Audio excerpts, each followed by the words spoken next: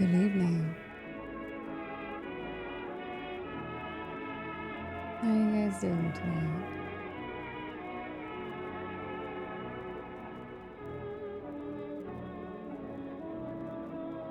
Who's up in the middle of the night? Hi. It's time to wake up.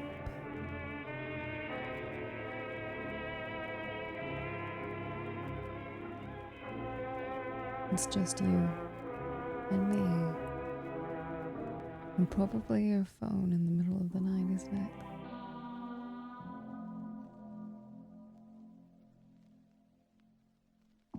Who's listening in bed?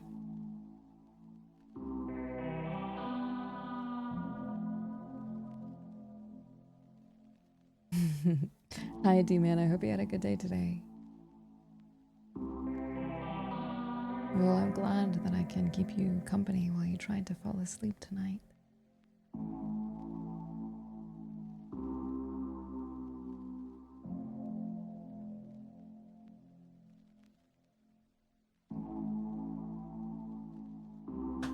Are you having trouble sleeping?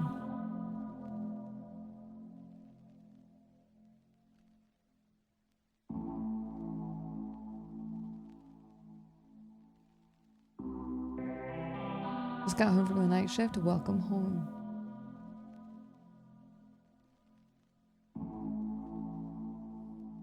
Casanova, welcome back for 9 months. Good evening, everyone. Hi. Now this chat's really big and I don't know why, what happened. Get down there. I like cheese. I also like cheese. Cheese is very good.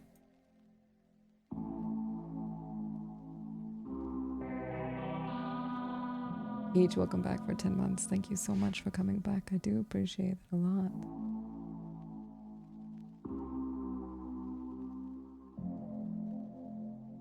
Food war crimes, huh? Oh, we passed right out as you were talking about your day of the word. Oh god, I didn't even realize I said that. I had no idea.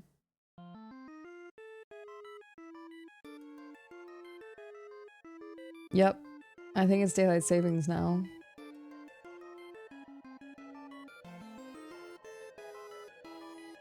Joker, are you awake? Goodness me, hi. Allosaurus, welcome back. Thank you so much. I appreciate you.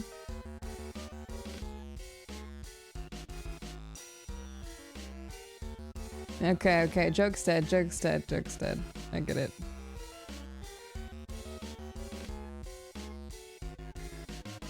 Let me move this as well. Phone chat. Punk, hi, welcome on in. And Argo, welcome back for 10 months. Thank you so much. I do appreciate that. Of course you can go back to sleep. No one's keeping you here.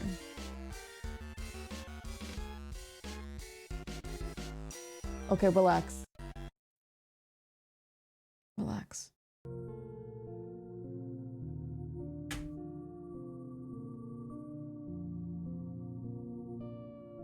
How was everyone's day today? What song was that? I don't know, but it's that one with the weird edits of all the cats and lambs and shit transforming from a very, very long time ago. It should be familiar. It was a very, very old meme.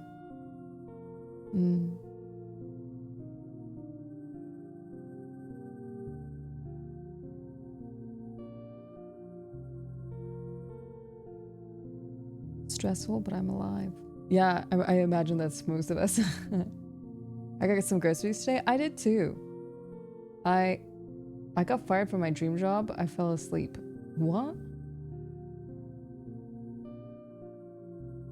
I got the wrong cut of steak and I cooked it anyway. It was one of those steaks that was like, it was supposed to be a fillet, but it was way too big and I cooked it anyway and it tasted like shit because the whole inside was pretty much raw and I was like, oh my god, there goes my dinner. I did fuck all. It was awesome. A lot of the time, I think everyone needs at least 2 days a week of fuck all days where you like don't do anything. I gotta readjust here. That's a little better. How's the new place? It's slowly coming together. Also, Yasmin, welcome back for 36 months. Oh my goodness gracious me. Thank you so much for the support. I do appreciate that. Thank you. I think today was the first day I got to use my new washing machine, which was lovely. And I got a bunch of new of those things, those like little beads that you put in with your washing to make it smell really good. That was fantastic.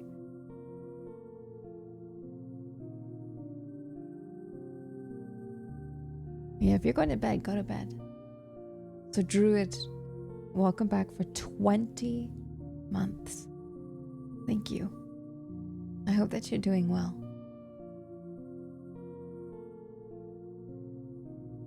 Same piss, different pants. What? I've never heard of that before. What the hell?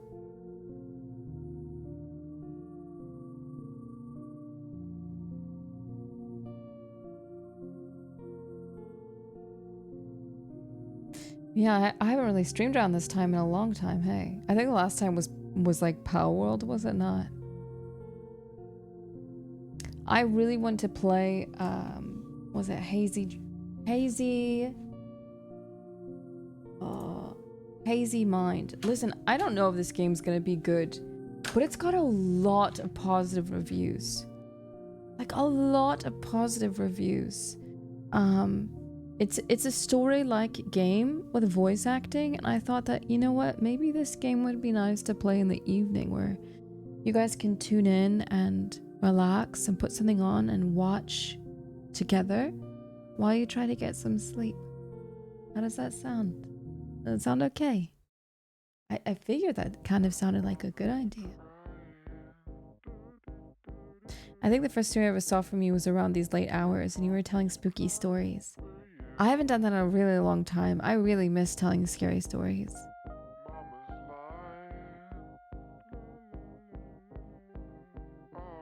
It's gonna be a very chill stream today. Hi, Clux.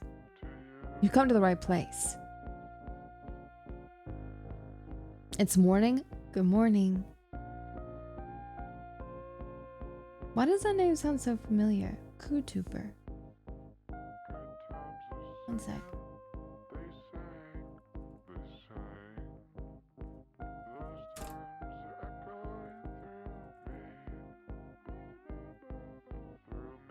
You!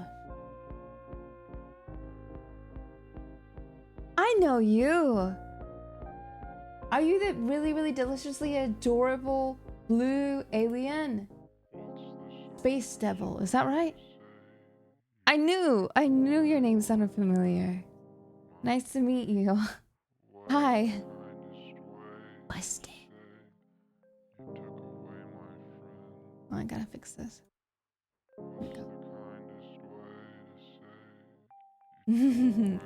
Nice to meet you. Thanks for being here.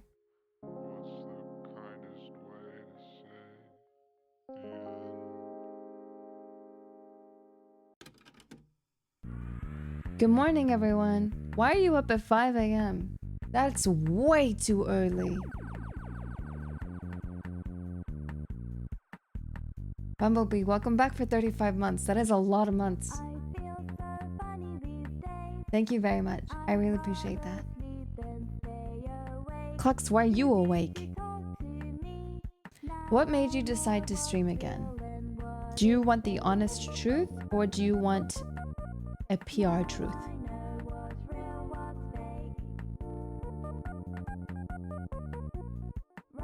Honest?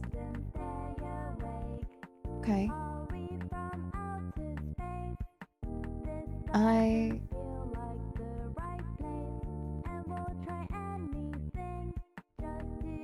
Money? No, it's not money at all. Before the move, I had goals in mind for the new year for the channel, and I think that the channel was doing really, really well. We were really consistent, and I streamed often, and I followed my schedule, and we were having lots of fun. But then when I came back, I think the downside, and we've, you know, plenty of people have talked about this before, the downside of being a content creator and a streamer or a YouTuber or whatever it is that if you take too much time off, it's almost like you just dug a hole and you have to crawl out of it and rebuild everything that you built up again. Because you had to take care of, maybe you were sick, maybe you're in the hospital, maybe like you had a death in the family, and maybe you're moving or traveling, you know? So also Dr. Woots, thank you so much. So unfortunately, I lost the momentum of the channel, and I got a bit sad because I really felt things were going really well. So I think things will get back, but that doesn't stop me from being a little bit sad. I mean, I'm the same exact person I was before the move as I was after, but it always feels that if you spend too much time away, everyone just leaves you and forgets, and then you have to work harder, which is fine. I don't mind, but it's a bit daunting and gives me a lot of anxiety. So I just felt maybe I'll just work harder. That's all.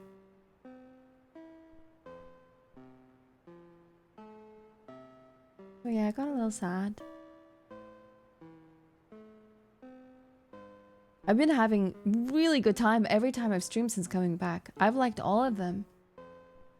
I've enjoyed each and every one of them. Good night, Ivan. Have a wonderful sleep.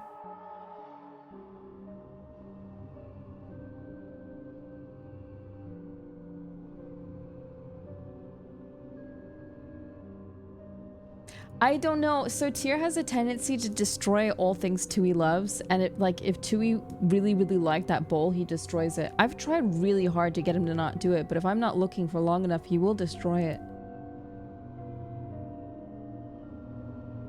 So, but Tui still loved it no matter what it looks like. Tui still wanted me to throw it. You're unforgettable. Thank you. I feel quite bad that I had to take so much time away from this move, and this move was much bigger than I anticipated. So it's been rough coming back. I feel like I've lost everything, but that's not going to make me give up or stop trying, I think. I'll keep bringing my best to every stream, I promise. But if I can hack some evening streams, then I'm gonna do it.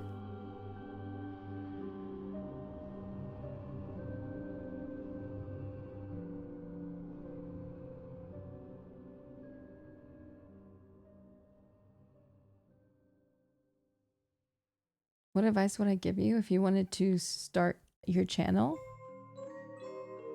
Do things that make you happy.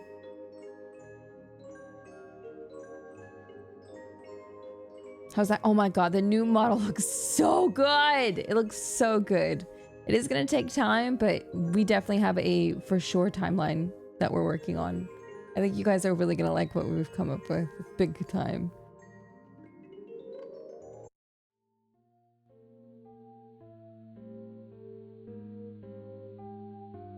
Yeah, moving sucks. I haven't moved in 3.5 years, so this, like, I think Vienna's still recovering. Like, Vienna hasn't really fully come back either. Hi, Johnsy. Nice to see you again. Can we get a glance at it? Absolutely not. After what happened with the last model that was being worked on by Cecile? No. No one's touching this. No one's smelling it. No one's even gonna get a hint of what it looks like. I'm still working with Cecile, by the way. And in my same rigor. It's just not gonna be the same model. Oh, wonderful night, Varys. Sleep well. Yeah, absolutely 0 leaks. Not happening. Vienna the Dragon, yes.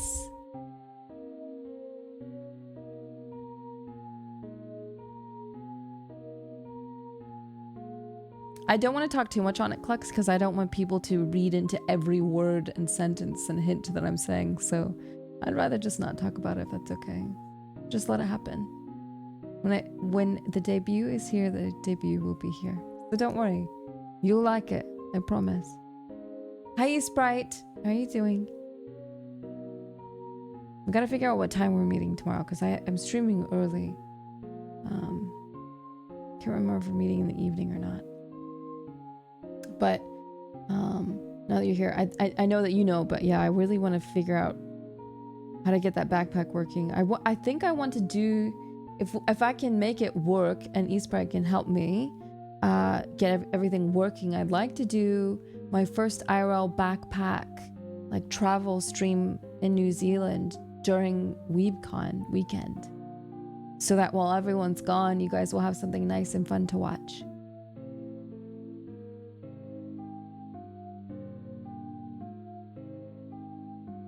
Are people's attention spans that bad that you can't take less? Oh, I took more than a week, dolls. I think I took a fair amount of time away for this move, and I kept on coming back and it was spotty, so I understand. I think, I don't know, people just really like consistency, and then if I leave, I don't know. It's really hard to watch everything go so well and you're like, hey, I'm so sorry. I have to move. I have IRL stuff to handle. And then it all kind of crashes. It's hard. It's so hard. Sometimes it just makes you want to give up.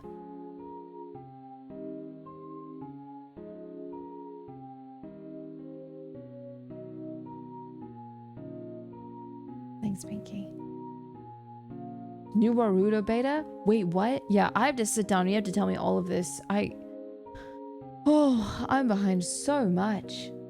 Also, good morning, Otaku. I hope you have a good day today. God, I love women. Booga. Yeah, dude, me too. Me too.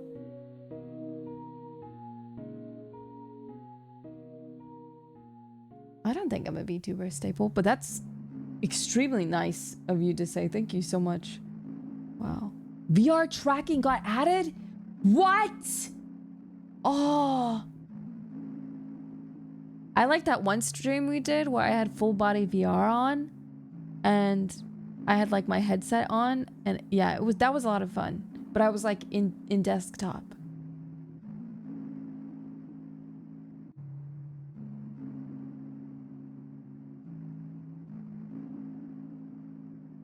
Oh, thanks, dolls. I really appreciate that a lot. I don't know. Life happens. I think people like consistency, that's all. Talking in many VTuber communities, people consider you a staple. Oh. That's news to me. That's definitely news to me. Goodness. Oh. Thank you.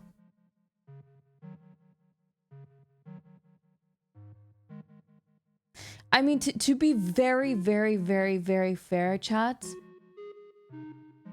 the main reason that we've had to shift to variety, not just because I like it, horror has a very, very, very massive drought right now. Massive drought.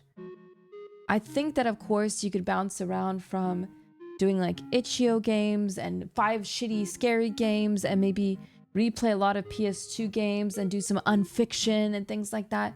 But that dries up very fast, guys. I did specific horror for 2 years, maybe even more. Horror only, and very, very, very rarely did I ever like go beyond that.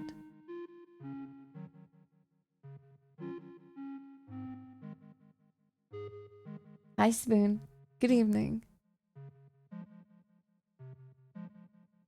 Definitely routine some folks get into with streamers that takes time to rebuild. Yeah, I was talking to Shocks about it, and it's like, I think if I had left on a note that was like already kind of rocky is one thing, but holy, this channel was popping off before I left. I was so happy and I was confident and I was proud. But that's life, that's content creation, that's being an entertainer. It is what it is, period. You have to work hard to earn people's trust back, I suppose. But it's hard because I wish you guys could see the chaoticness that I've had to endure with this move. So Alpha Mike, welcome back for 3 months. Thank you so much. Cryptid, welcome on in. Nice to meet you. Welcome to the community. And Lemur, welcome back for 2 years. Thank you. What's your question? Like one of the days, amidst me coming back from streaming, my friend Jamie came over and we were putting furniture together, and then the washing machine was dropped off and had to be installed, and then some groceries got dropped off, and then another package had to be signed for, and then the painters came over to finish the, like 5 things happened in a matter of an hour. And it's just been constantly like over and over, and just lots of things happening.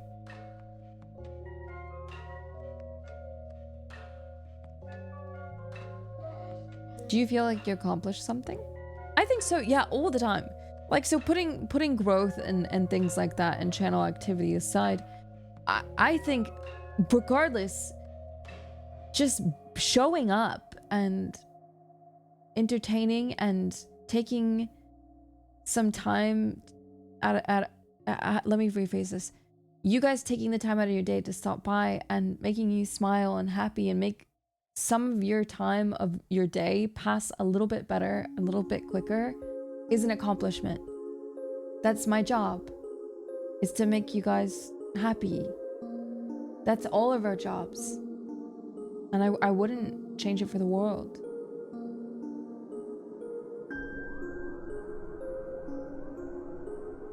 I really care about you guys. I don't know if that sounds parasocial or what, but I again, for the millionth time, I wouldn't be here. None of us would be here without you. So, facts, welcome back. It's a lot of pressure on anyone. It's not just me. It's everyone who's streaming right now.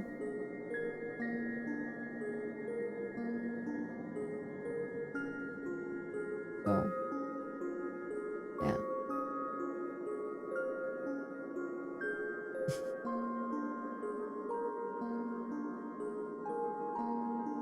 That doesn't make me any less sorry for taking so much time away. And I'm gonna do my best to make up for the lost time as best I can. So Cryptid, thanks, man.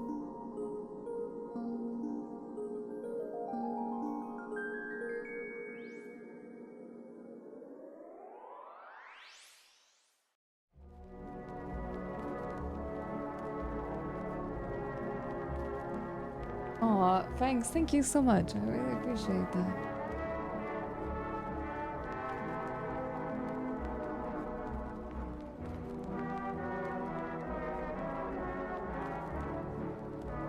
No, I don't feel like I'm acting outside of my comfort zone at all. I just wish that I could make up all the lost hours and all the lost time and keep with the awesome momentum, but it's always a shame. It's like an uphill battle all the time. No, we don't have hot dogs here. I should have like gone to the grocery store and gotten hot dogs, made them myself. Also, Quest, that's awesome.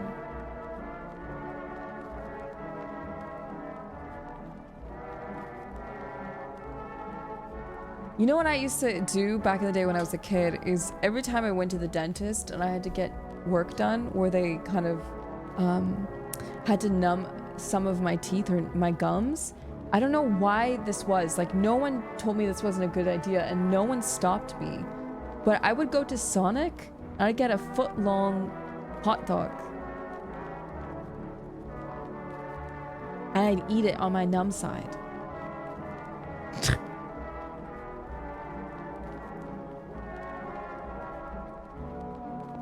I don't know why.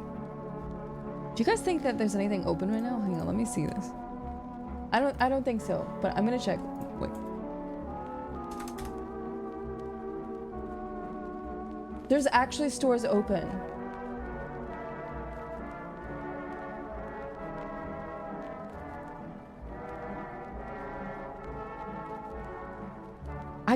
I got groceries today, but I only ordered healthy food so that I can make things, and I fucked up my dinner real bad.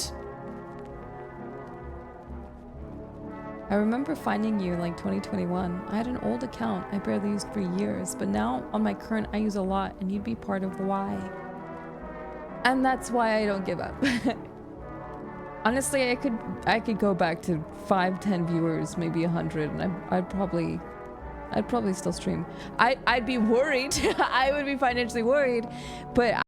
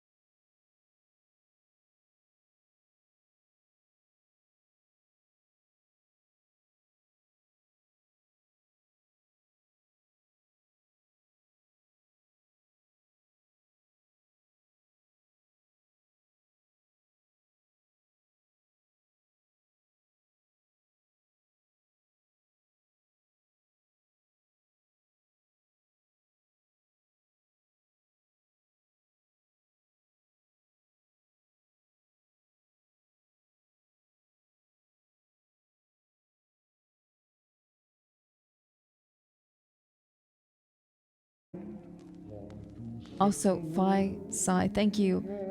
Joker and Ghost and Suika have been killing it.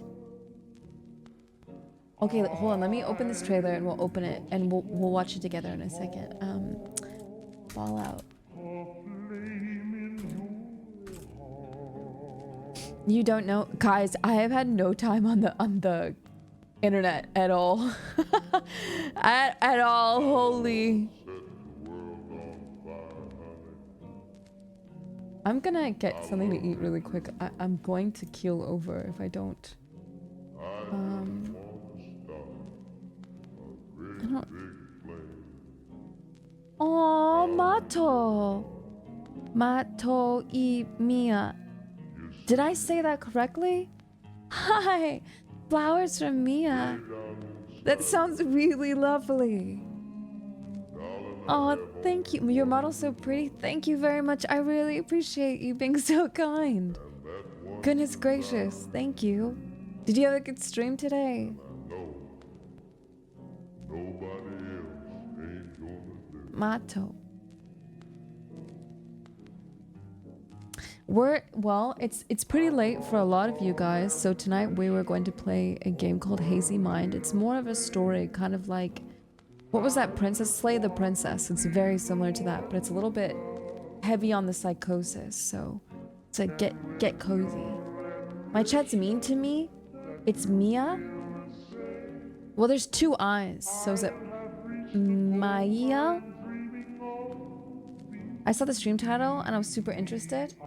Yes. Okay, let me read you what it says. Again, thank you so much for the raid. I really appreciate that. Thank you a lot. Mia, but you yell it and say it for a really long time. Mia! I'll try to remember that. And Dr. Boots, thank you so much for giving that to Mia. Okay, so it just came out a few days ago. I feel like I have to yell your name every... Honestly, you saying it like that makes me... I will never forget you and your name. So on the store page, it's doing really well. All positive reviews. You can't remember anything and all you can see is her. Delve into your story and uncover the truth behind what happened to you and your parents.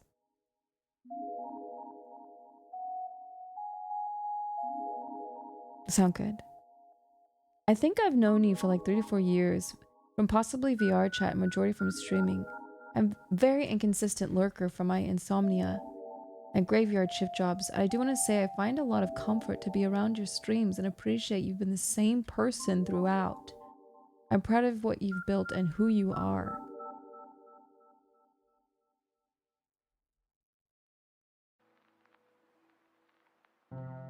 I'm gonna be real, I can't tell you how many times I've gone to shocks and been a bit worried because I'm not a chibi-doki, I'm not a Numi, I'm not a Filian. I have such opposite and opposing energies. I'm not quick. I'm not chaotic. I'm not Mimi. And I get so worried sometimes. I'm like, I think my time is up soon.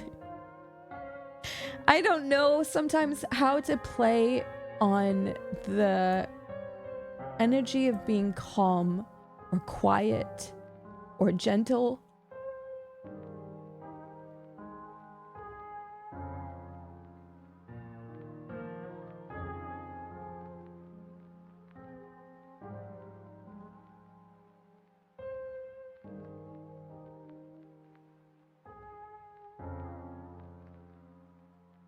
And I love all of them for it. Dude, sometimes I wish I could be as quick and funny as all those guys.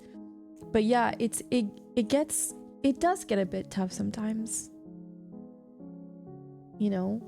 And I don't even think it's an age thing anymore. I think I just like being a little quiet. That's all, or I don't know. I think as a creator, I'm not sure yet how to lean into being calm and comforting, I guess. I don't know how you make a career out of that. So, I'm trying. Your streams are comfy, thanks. I'm never gonna change. That's not happening.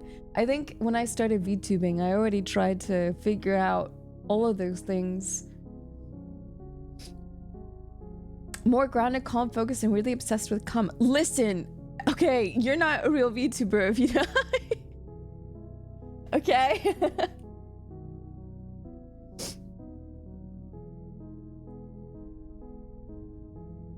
I mean, sometimes you kind of have to be, you know? So dude Ray, welcome back for a whole year. Congratulations on being here for so freaking long, and thank you. I think sometimes it's cool, like, you know me, I've got my chaotic 2E energy, but I don't know. I think that's why I like Grimmy a lot, and I like Oli. Grimmy is just... I think she's very similar to me, and I like Yuzu a lot as well. The more I have taken time away because of the move and kind of peeking and lurking on everyone's streams and my friends. And Limes. I think the top people that I feel like I can relate to the most is Limes, Yuzu, Grimmy, and Ollie, I think. Ollie's been, I don't know what happened. Ollie's just shined, and I'm so glad. She's a teacher, is that right? For no, a dance teacher for kindergartners, and I love that. I love her energy is so bright and bubbly and fun, and it just makes you smile and laugh, and I love that. I love that. Also, grumpy little dude, welcome back. Yeah, Ollie's great. She's so sweet. So she's always streaming at least an hour or two before I wake up. So when I wake up, I put her on when I get dressed and have breakfast and coffee. She's been so lovely to listen to. Through a happy circumstance, you ended up accidentally stopping me from falling into a panic attack with some grounding and breathing exercises. I've been here ever since. Dude, man, that's some timing.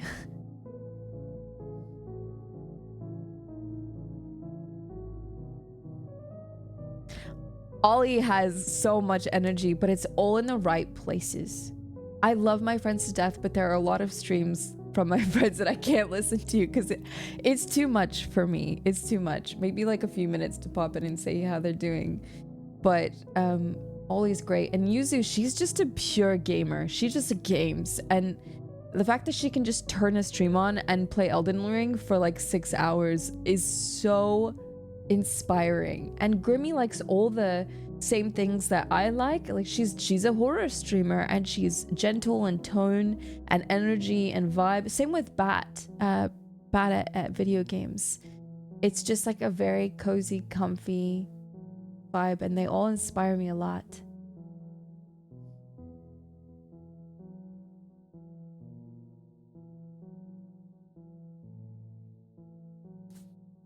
Yeah. So there's a lot of wonderful VTubers out there that that have never changed, and they've continued to just be themselves, and they're doing super well, and that's extremely inspiring.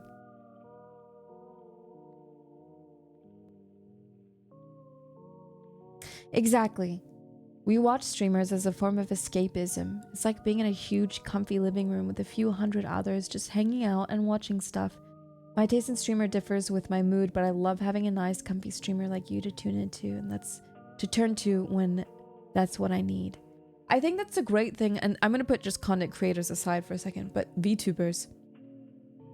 We come in all different shapes and sizes and streams, and I like the longer that we are all sticking around, the more I realize that it's good that none of us are the same.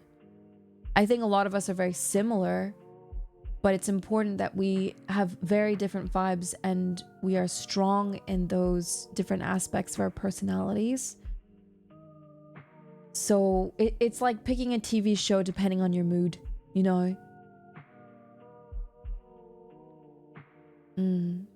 I can't sleep. Well, welcome on in.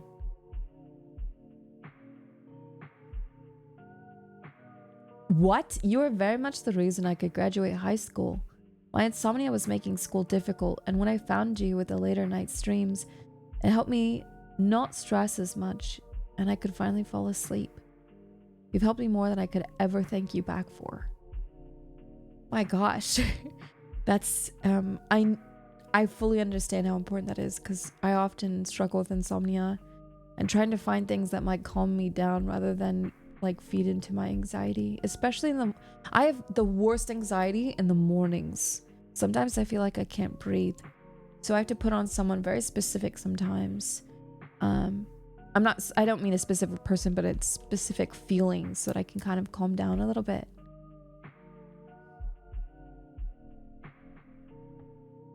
I don't.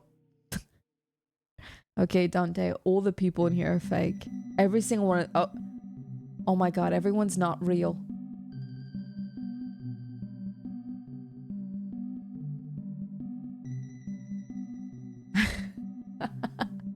What? I haven't found out. I actually don't have heaps of anxiety going to bed. I just have insomnia where I can't sleep because I know when I wake up I have a lot to do, and then I wake up and then I can't breathe. That's an artifact. Welcome on in. Okay, before I talk too much, let me get something quick to eat, and then let's watch this trailer. And then let's get to the game. I think that this will be a good journey. Honestly, if you guys are not able to fall asleep, you're in the right place.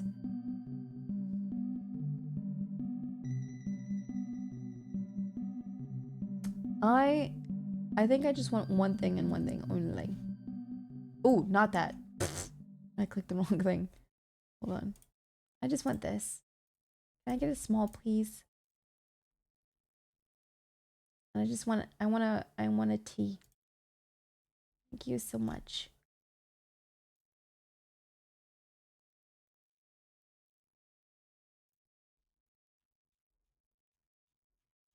One second, chat, sorry.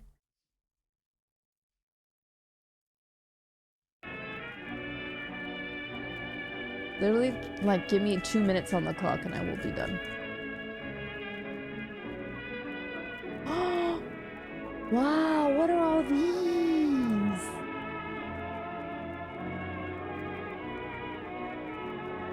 Okay. Okay.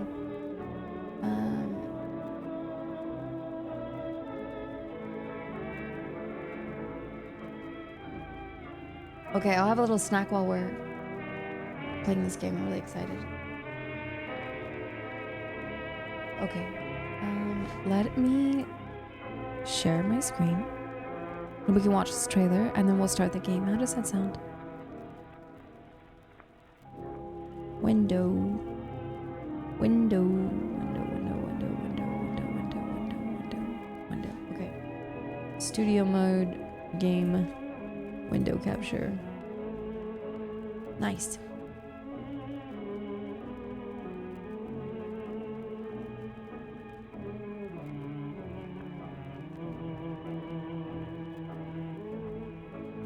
Oh, Casanova, thank you so much for the gifted subs. I really appreciate that. And welcome. Welcome on in.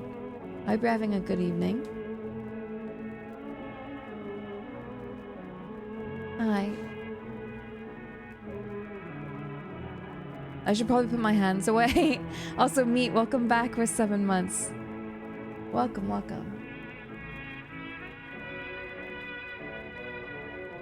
Oh, we're not playing... Well, I guess you can put on Hazy Mind. We're going to play it right after this trailer. Alright, my hands are no longer in the way.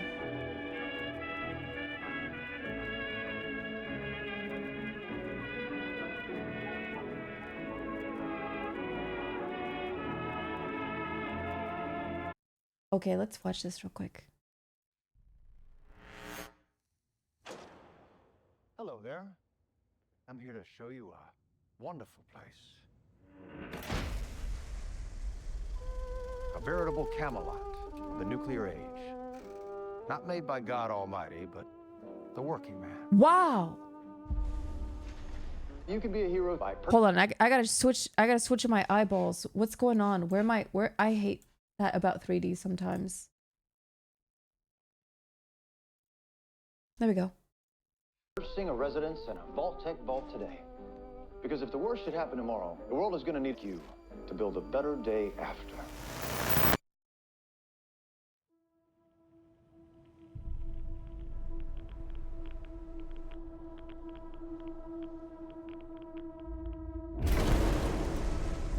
The mission of the vaults should be important to everyone. To come up to the surface one day and restart civilization. Can you tell me what's happened in the last 200 years? Holy shit. You're an actual vault dweller. I am. I thought all you dipshits were dead. Westworld director. Okay, this is gonna be really good. I don't set the world It isn't like the vault out there. It's big. fire. This is gonna be amazing, I think. Wow! Just want to start. Wow! Had a rough week. And practically every person I've met up here has tried to kill me. I'm simply going to harvest your organs. In my eyes. You need to go home. You come from a world of rules, of laws. You should not be alone. Hamid, welcome on in. Why did you join the Brotherhood? I love Fallout, by the way. To hurt Like a the people lot. who hurt me. Oh. People are going to come after you. Dog meat! Ain't much stage cleanup here, Volty. Wow, this looks amazing. Well, now that is a very small drop in a very, very large bucket of drugs. Wow! You look out at this wasteland, looks like chaos. But there's what? always somebody behind. Who? Who is this? Grimmy! Grimmy, we were talking about you earlier. Hi! Wait, is it okay? Is it okay that I did that? Guys, we're going to be hanging out with Grimmy tomorrow at 4 p.m. PST. We're doing some unfiction deep dives, watching analog horror stuff across the board. I've never gotten a chance to hang out with Grimmy. And fucking bless her heart, man, because I have changed it so many times. I've felt so guilty how many times that this stream changed with her, but she's been so nice and so communicative. Guys, I tell you what, communicating with VTubers is hard. Really hard. And Grimmy has just been an absolute saint. Very, very sweet. We're just watching the launch trailer for Fallout coming out April 11th. Also, I hope you had a good stream. Hi, my name's Layna, and we're gonna play a game called Hazy Mind today. Yeah, this looks really good, guys. No, thank you, Grimmy. I'm really looking forward to hanging out with you tomorrow. What is happening here? Oh, I love that guy. Everyone wants to save the world. I think this is going to be amazing. They disagree on how. Yeah, take it easy. Bye, Grimmy. Bye-bye. I wave. Bye, Grimmy. There you are. Do we have a shout out for Grimmy, or did we already do that?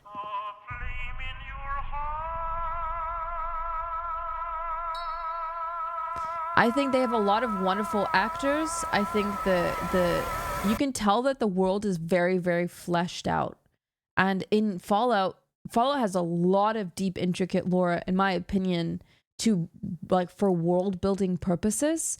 And when you kind of even just like look through this, they've kind of nailed just about everything. I don't know how many people in here really like the show or not. I mean, sorry, the games or not, but it looks good. So the only thing that I can see failing is the acting or, of course, the story, the writing itself, because the world looks phenomenal. But at that point, I don't know if they would invest so much money in making this look this good and making the writing and acting fall flat. So I think it will be fine.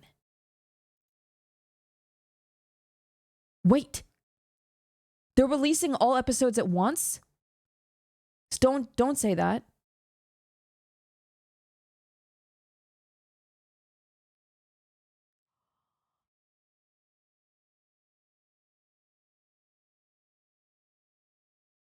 No.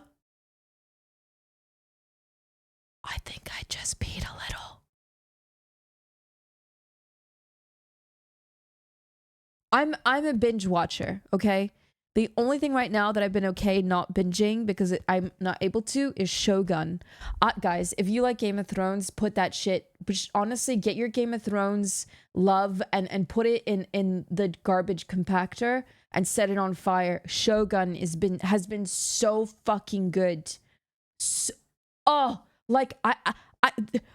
I watch it with my friend while in a Discord call, and literally silence because we're so enamored and enthralled with the show. Every little tiny bit of dialogue is so important and is so good. Every sentence that is said by everyone is just it's so good, bro. And I love samurai stuff. it's so good. It's exactly what I needed. Yeah, Game of Thrones was fine, but I've never really been super keen on that environment or like super head over heels for that sort of world building. I like dragons and I really liked House of Dragon a lot. But Shogun, woo! Shogun for me is on Disney Plus, and I think Shogun's Hulu. Please correct me if I'm wrong, but I don't live in America, so I don't know. Shogun's phenomenal, I promise. I don't know anything about the original Shogun. I didn't read the book.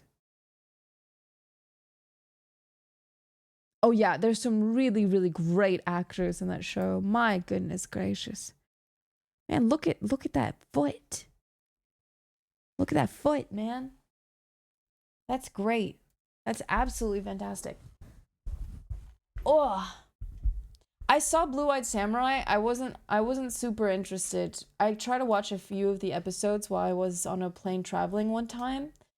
I'm so sorry, but I don't think Blue-Eyed Samurai is super great. I don't know. There's something about it that was just like, I don't like dude, the Cyberpunk anime series, I binged that so hard. There was something about it that was freaking great. Hold on, I gotta fix this real quick. Ugh.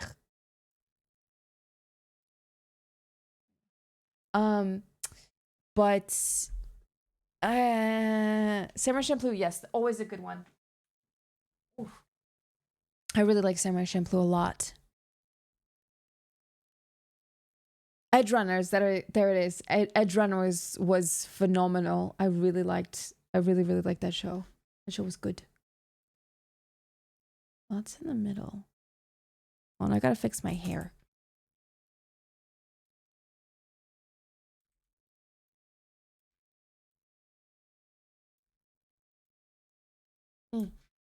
Guess that works.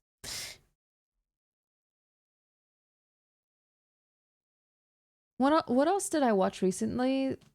Oh, I've been watching JoJo, and I've been really liking it. But there was something before JoJo that I finished, and I was like, wow, that's over, and I really liked it. Gee, I can't remember. Also, good morning. The show is so good at gaslight people into thinking they liked the game for a week or two. Oh god, yeah, no, not me. I think that's one game I still didn't give a try because I knew that I just wanted nothing to do with it.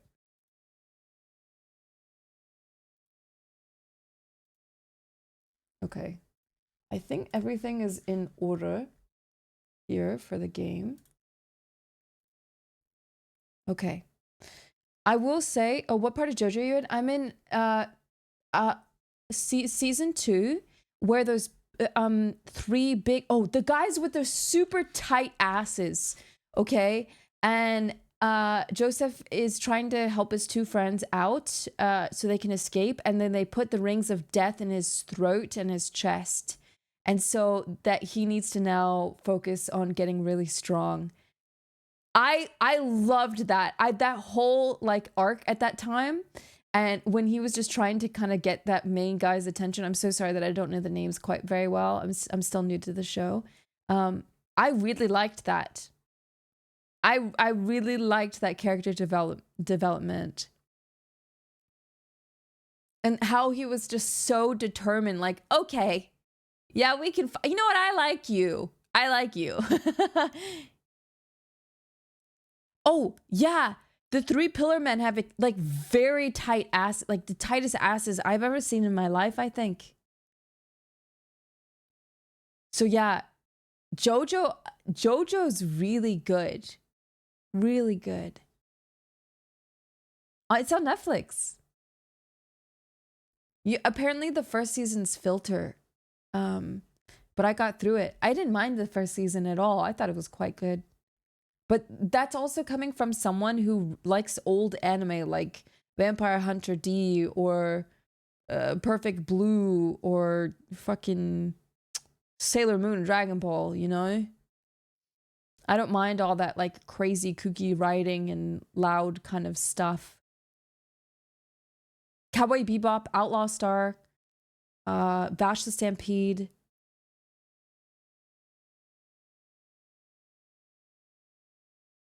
No, not filler, filter. Like people get filtered watching it, which is true. I watched the first 2 episodes like 3 times and I didn't like it. Perfect Blue is amazing. No, New Zealand, so that's the really hard bit about not only having friends but a partner that lives in America, is that you guys have to deal with daylight savings and I don't. So, oh, Boogie Pop Phantom, that was a good one. Phantom Blood, yep. I did watch the remake of Trigun, but I didn't like it as much as the old one, unfortunately. I actually just bought I bought the Vampire Hunter D novels recently. They're huge.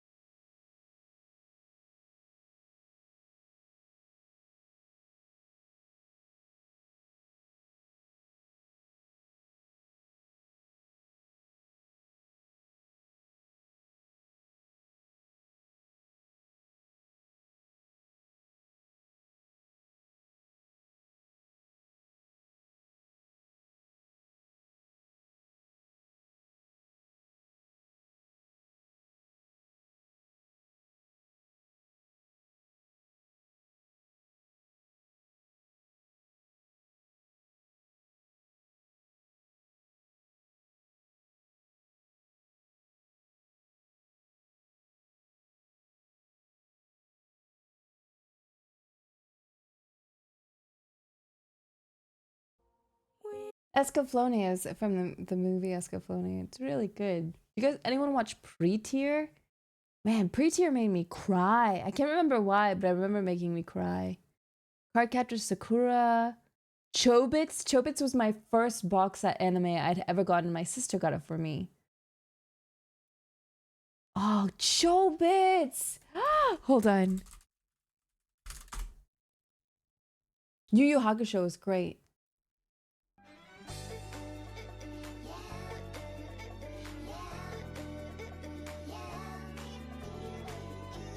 I can't believe I never ever found it weird that the way to turn on this robot was to put your fingers in her coochie. There's no part of me as a young kid that ever thought there was anything wrong with that. Baby, ooh.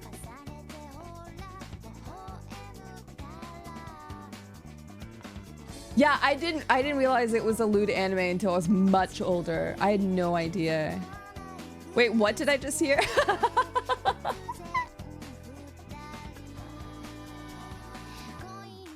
Chitano. Okay, how about it's okay. Turning on Chi Chobits. You'll see. I'll show you. 1 second. Chi awakens.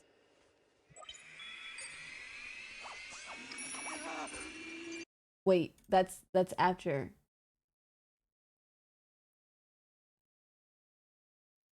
Hold on. There's like a whole conversation of how. Here, we should be able to see the default specs for the system as well as the CPU speed and what version the OS is. I see. I didn't know anything about that. Hold on. Actually, At one, I don't have a clue what he's one talking point, about. he goes to here. Which version? Okay, here. Hold on.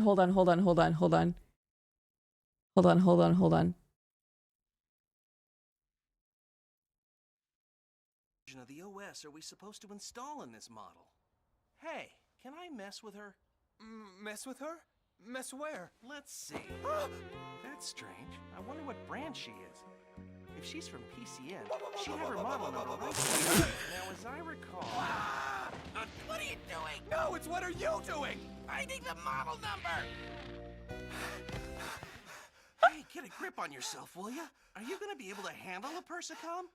What do you mean? Hey, she's only a computer. It's no problem. I'm gonna be fine. All right. I'll let Momo check her out. See what I mean? And I didn't think about it at all. I was like, it just seems super innocent to me.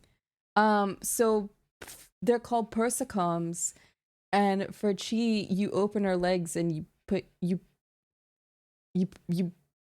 fingers in her and she turns on.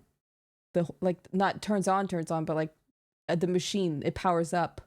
So Pinky, thank you so much for gifting that sub. I really appreciate Robo Gucci. What the fuck? Yeah, it went over my head. Wasn't it a really sad show? It was very sad. I cried.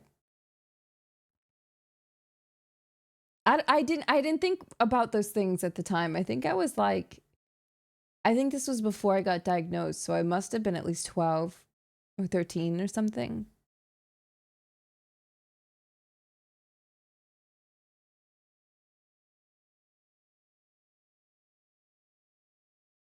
Do you guys remember those like insane scenes in Elfenlied? I think a lot of my lore is definitely inspired by that.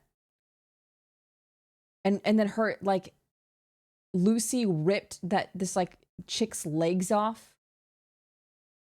I don't think I can play that on stream, but Elfenlied was diagnosed. I've also had colitis. Sorry, when I say that, I'm referring to a time in my life where I was in the hospital for like 4 months in a row. The manga. I should read the manga. That sounds like a good idea. I never even considered that. I've got Crohn's and fibro. Bro, hi. Hi, nice to meet you. Oh, Elfin Lead. I've always said lied. Elfin Lead. Thank you. The manga has second half of a story. What? Bloodsea was great as well. Lane. Oh, I actually have had the intro on repeat. And you don't seem to understand. And you don't seem to understand. A shame you seemed an honest man. I need to rewatch the show because I never understood it when I watched it as a kid.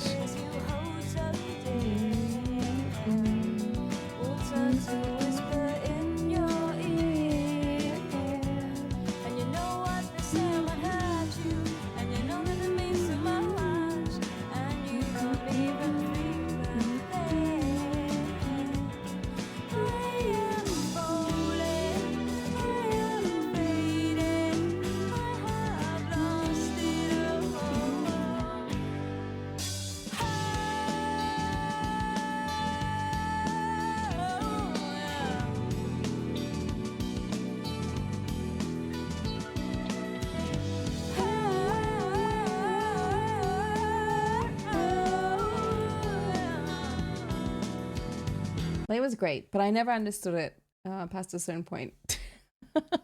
Bubblegum Crisis. That I think that was the only kind of what do you call it? Like Gundam-esque feel vibes show I've ever liked, and that was Bubblegum Crisis. What? Fia did a really cool video on how Layna inspired Porter Robinson's virtual self album.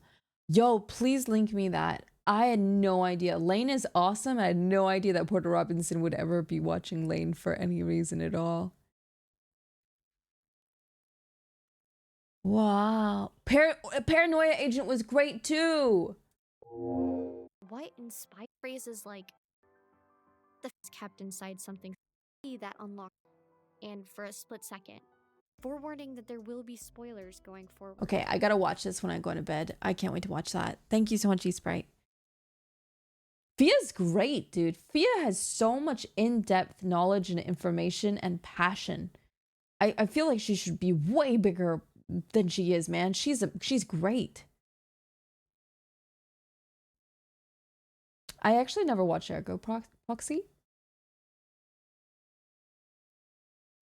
Yeah, so the reason why we're talking about this, sorry, is that I talking about JoJo. That's what happened. And we're now naming kind of like older animes that I think a lot of people haven't watched, just because of the age difference these days. But yeah, those are some of my like pivotal animes that I like a lot. What was the most influential anime in your life?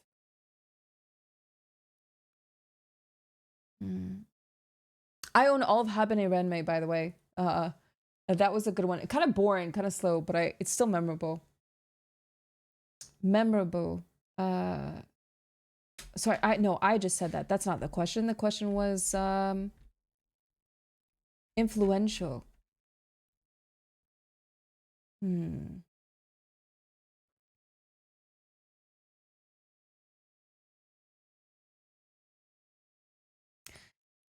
I'd say Vampire Hunter D, Perfect Blue, Sailor Moon, Elfen Lied.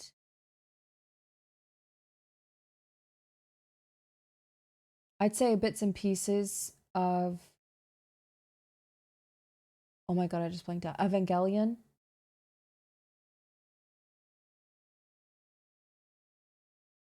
Trigun.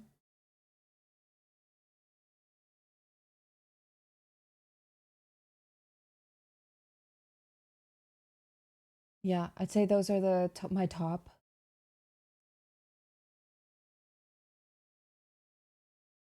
I really like Cowboy Bebop, and I put it on the same scale as Outlaw Star, but I wouldn't say it was like influential. I just enjoyed it. Hi, Nolt.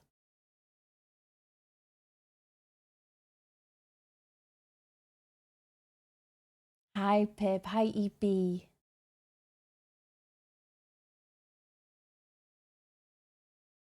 Oh, wait, yes, Ghost in the Shell. Ghost in the Shell is one of my tops, I think.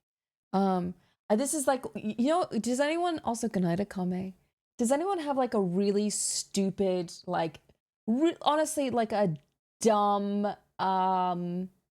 like a, what do you call it when you're, like a show-off moment, or what do you call that? There's like, it's on TikTok too, where people are like, tell me something to, like a dumb brag. Oh, I have all of Wolf's Rain as well. Wolf's Rain was great. I think I named one of my dogs after one of the wolves at one point. Oh, flex. A stupid, dumb baby flex. I think a lot of you guys already know this, but every time someone says Ghost in the Shell, I always get real like, hee.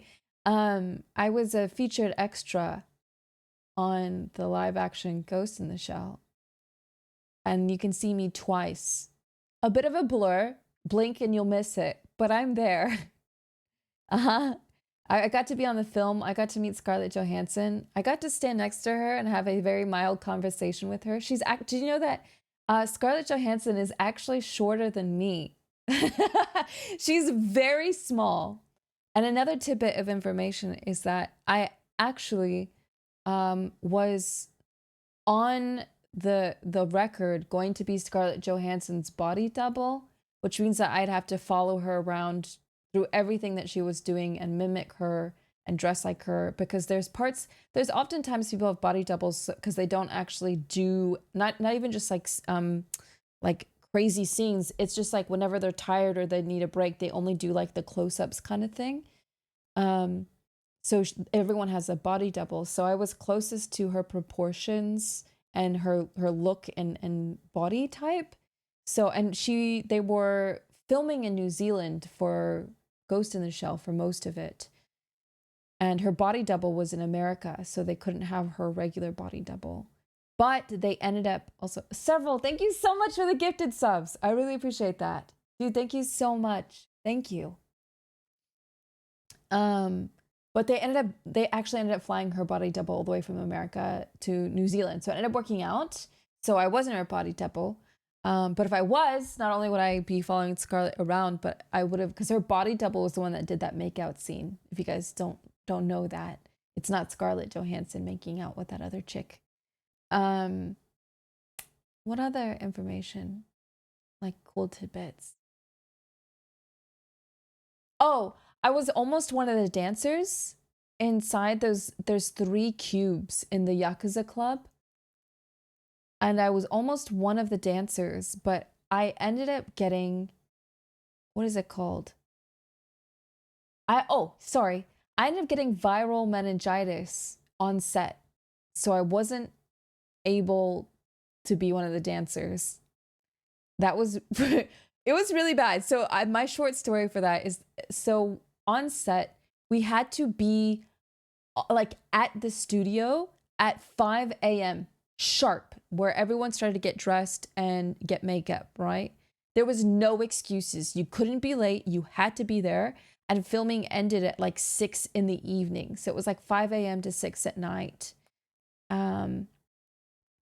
It was a lot of work. And I think because of just me, immunocompromised person, because I was on ulcerative colitis medication at the time, I think being around all the people and the stress of everything, as much as I loved it so much, it was so freaking fun, I think my body gave out. So on day 4 of filming, they were doing my makeup and I was like, guys, I don't think I feel so good. And I got up to go to the bathroom, and a few steps later, I blacked out. In front of everyone, I blacked out and fell to the floor. Like that was, and so the girl was like, and I had my makeup done from set, and she was like, well, at least you look pretty. And then I went to the hospital. They were like, you've got viral meningitis, sorry. And I couldn't film anymore. So they actually ended up getting a double for me for the featured extra. So that was cool and fun. It was the reason why I think it was a lot harder, even just as an extra, than people realize, is for the Yakuza club, we had to be in these really, really skimpy, tight outfits. And for me specifically, they had me wear leather tights, latex thigh-high tights with like stripper heels for hours. Yes, we could sit, but we had to be in this outfit every day for hours. And it was really tough. And we had to like be on set, redo the pacing, go to your spots, try this spot, run this again, sit here, do that. And of course that's how filming is. But I think I didn't realize how stressful it was going to be. Yeah. But it was a lot of fun. It was the only experience I've ever had as an extra, but I had so much fun. I would never take that experience. I would never change that experience. Not for the world. And everyone was so nice. It was funny because there were some people in NZ at the time that were like, some of the extras worked at my local grocery store. And it was almost like a very silent, like a nod, like not even acknowledging, but we know we were both there. Because when we dressed up, it was because the Yakuza club in Ghost in the Shell world was so bizarre and obscene. There were people wearing like weird masks and like half naked outfits and crazy heels, and we were constantly being sprayed with water to look oiled up and shit like that. So it was just it was a crazy world to be in at the time. That's it. That's my story. I didn't realize I'd be elaborating on that for so long. That was fun. God, yeah, that was a lot of fun actually. Yeah. The end. I think I have some photos. A long time ago on Twitter, I pointed out on the screen where I was in the film, and I have a photo of, which I shouldn't, it was secret, but on the outfits that were assigned to all of the ladies, there was a picture of us in it on, and then pinned to the outfit, and I took a photo of that. So one day when I find it again, I'll show you guys, I'll post it, because I have the exact outfit. When I grow up, I want to be the water spray bottle guy. That's it. That's my flex. Let me check where my food is really quick. It's out for delivery as we speak. Okay, it should be here in like 5-10 minutes, but I think we can start. So Silpha, dude, welcome back for 25 months. I really appreciate that. Thank you. Okay. Now, before we begin, I will say that I have read in the comments that this is a pretty dark themed story. And I guess I do want to warn you guys, because I know some people might not want or be in the right headspace or want to be around that right now. But putting that aside, it's got extremely positive reviews. Also, Reika Chi, thank you so much for the raid. I appreciate it. Thank you so much for the support. Welcome on in. Hi. I hope you had a wonderful stream. Raise this just a little bit. Is it too loud or anything? You guys just let me know if it's or too quiet. Thank you. I hope you have a wonderful rest of your night. Thank you for accepting my seal puppies. I will take good care of them, I promise. Take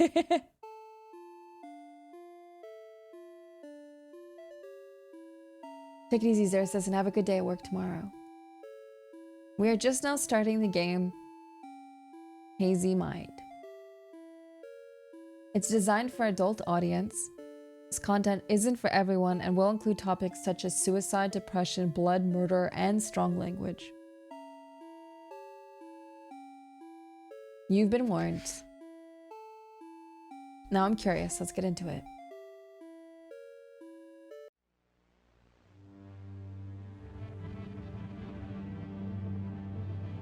Does this sound okay for everyone? Right now it is 9:59. It's 10 p.m. on a Sunday. I wonder if I can, ooh, I can window it. Actually, this is much better. Let me move things around 1 second, chat.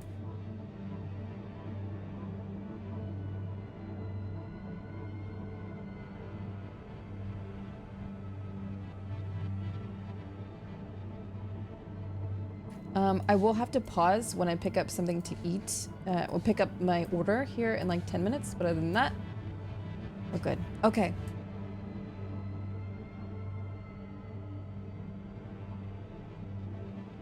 Now, without further ado, welcome to what's been canceled 1,000,000 times over, but you guys have been very kind and very patient.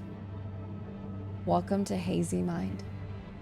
Please raise your volume, get cozy. If you have snacks, grab them. But for now, let's delve into the story. Oh my god, my eyeballs. Wait. There we go.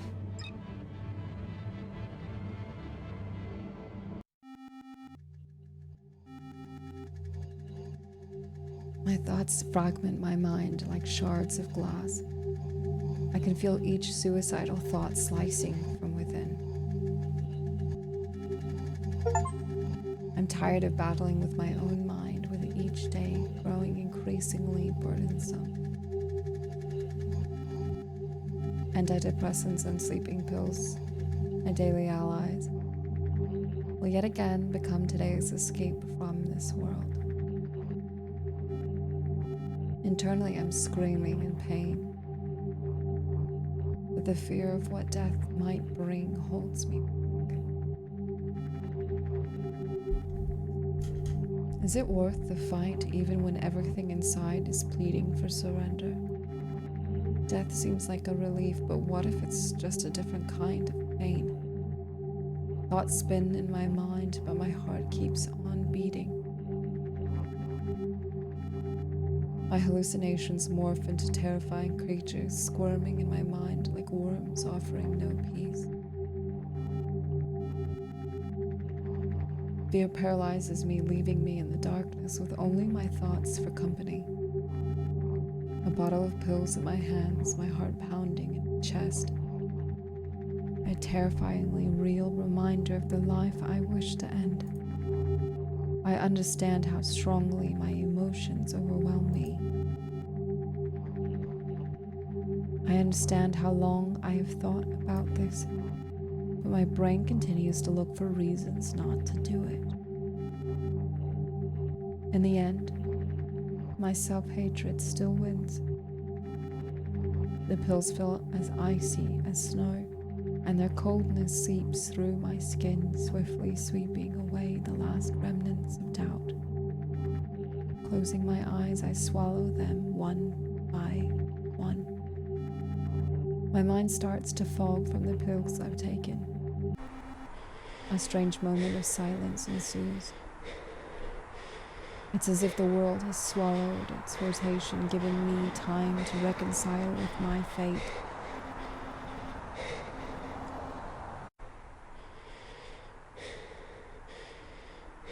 The sensation of the pills in my throat feels like a sharp blow to the back. A confirmation of the irreversible decision that I've just made.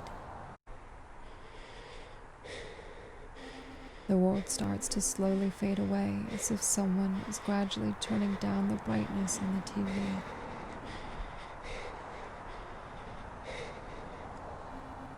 My consciousness becomes foggy. Thoughts mingle, quickly turning into meaningless chaos.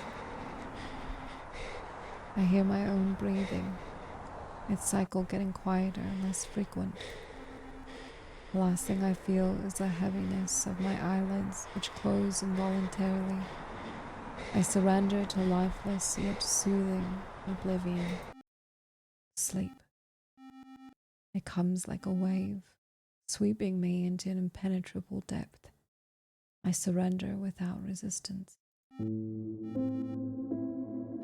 Suddenly a glimmer sparks in the darkness and I see a dream. The surrounding darkness starts morphing, dreams within it stir, and stories both frightening and familiar.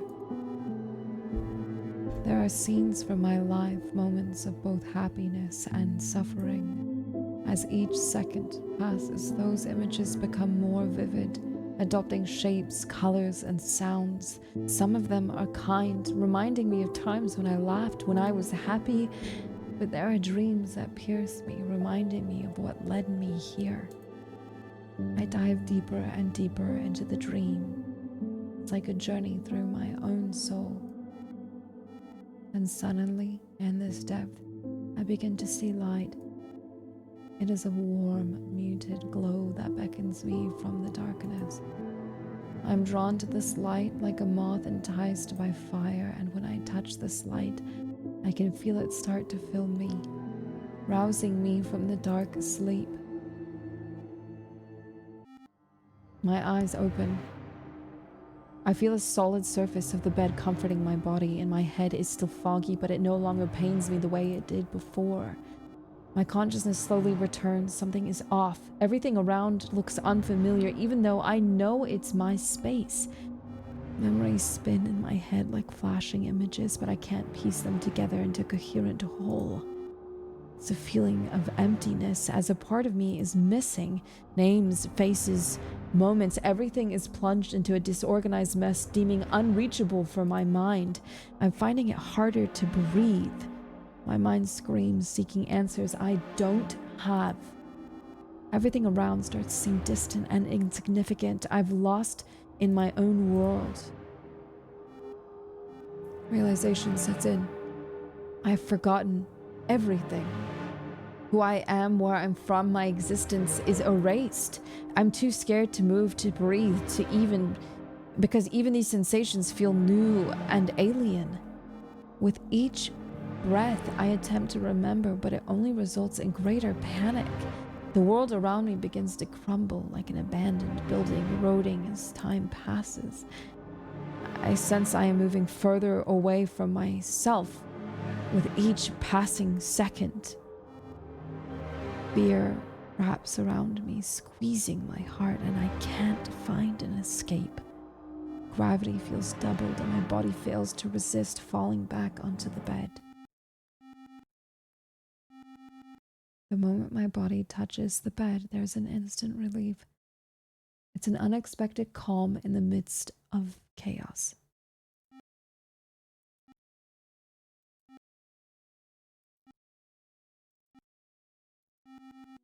I feel the warmth of a foreign hand slowly passing through my hair. Despite consciousness stirring again, the desire to leave the comfortable sanctuary of my bed has disappeared. However, in the end, I decide to find out who is so tenderly guarding my peace.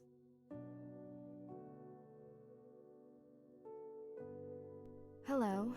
You've finally woken up. You must be feeling lost and confused right now, unsure of where you are and who I am. Don't worry, I'm here to help you. I need to tell you something that might be hard for you to hear, but it's important that you know. This isn't the first time this has happened. You've woken up with no memory before. Every night, your memory is reset. You cannot remember yesterday or any day before that. After a failed suicide attempt, you went through a lot of stress, and that's why you can't remember things. Who are you? Oh, I forgot to introduce myself. My apologies. My name is Marana. Your mom hired me to look after you, as every night you wake up, oblivious to the world around you. My role is to be a beacon in the early hours, to help you navigate through the confusion. Of course, I am also here to assist you in regaining your memory. By the way, my duty is to provide you with a guide on what to do when I'm not around, and where to find essential items you might need. Here. This is the guide. As you can see, it's a bit worn out since you've used it prior. In case of emergencies, the first aid kit is in your cabinet at the very bottom. You'll instantly recognize it. It looks like a typical first aid kit. Just to be on the safe side, I've sketched a picture of it here in the guide, so you can be sure you've found the right box. To get to the kitchen, you will need to leave your room, walk straight down the corridor, then take a left. That's where you'll find the kitchen. If something happens to either of us... Hi, Edie. Welcome on in. That's the number for emergency services. What a strong start to a game, honestly. That was like a big poetry slam all at once. The phone is switched on and fully charged. You've always had a knack for figuring out how to use it, so I'm sure you won't have any issues there. What else was there? I feel like I'm forgetting something. Oh, right. If you have to call an ambulance, you'll need to know your address. It's 4 Buttiff Street, Doxed. Arc City. Don't remember that chat. It might be a bit challenging to remember right now, so I understand. Oh, that Layna was reading? No. However, everything I have just told you is written down on this note. Please, keep it safe and always have it with you, okay? Okay. Great. You're doing very well. Now, to add a little joy to the moment, I've prepared something special for you. I cooked your all-time favorite dish, toast with egg. You know what I've never done before, and I really, really want to try it, is where you get the cup and you make the hole in the middle of the bread and then you put the egg in the center. I've never done that, but I've always wanted to. It's important to fuel your body. Also, After eating, I can give you a tour around your room and help you discover more about your life that's been temporarily forgotten. dude, 73 months. Holy cow. Can we please hold on? Go back up. Go back up. Live synthesizer to tier 2 for 73 months on a 73-month streak. 73-month streak. It's definitely people like you that make me not give up. My gosh, dude. Thank you so much. 6 years and a month. Didn't skip a beat. 6 years. I've been through so much in 6 years and you're still here. Jeez, man. Thank you. I can't thank you enough. At a tier 2. God, that's so fucking cool, dude. Thank you. I'm gonna wait just 2 minutes because my food's about to arrive. And I want to munch on it while I'm reading and watching and listening. But Live Synthesizer, my God. I appreciate it. Nothing good. It's very late. And I originally made some broccoli and steak for dinner. But this steak ended up being really, really not good. At all. Because I messed up. So I'm really hungry. I'll be right back. I'm gonna grab it. Okay, chat? Hold on tight.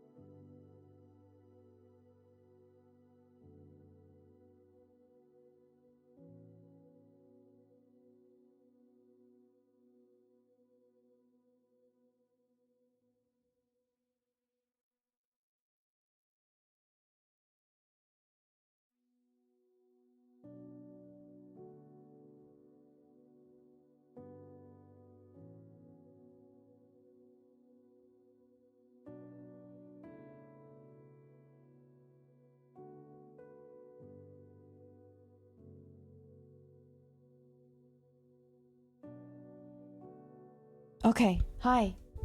Thank you for waiting. Sorry about that.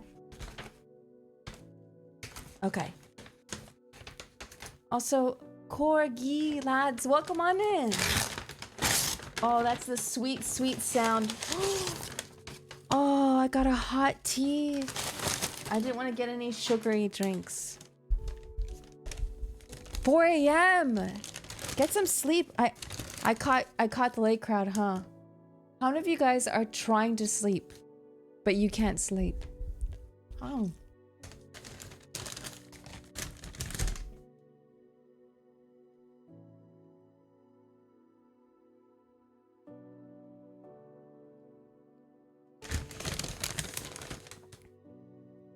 $8 p.m. Probably should be sleeping, but guys, if you don't have to be here just because it's a stream. If you have to sleep, go to bed. Oh, I definitely got the last dregs of the food.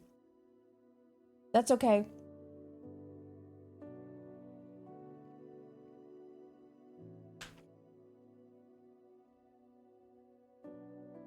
Oh yeah, Outlast Trials is a lot. Okay. So don't rush yourself. At your own pace, I'll be here. Oh, I'm eating.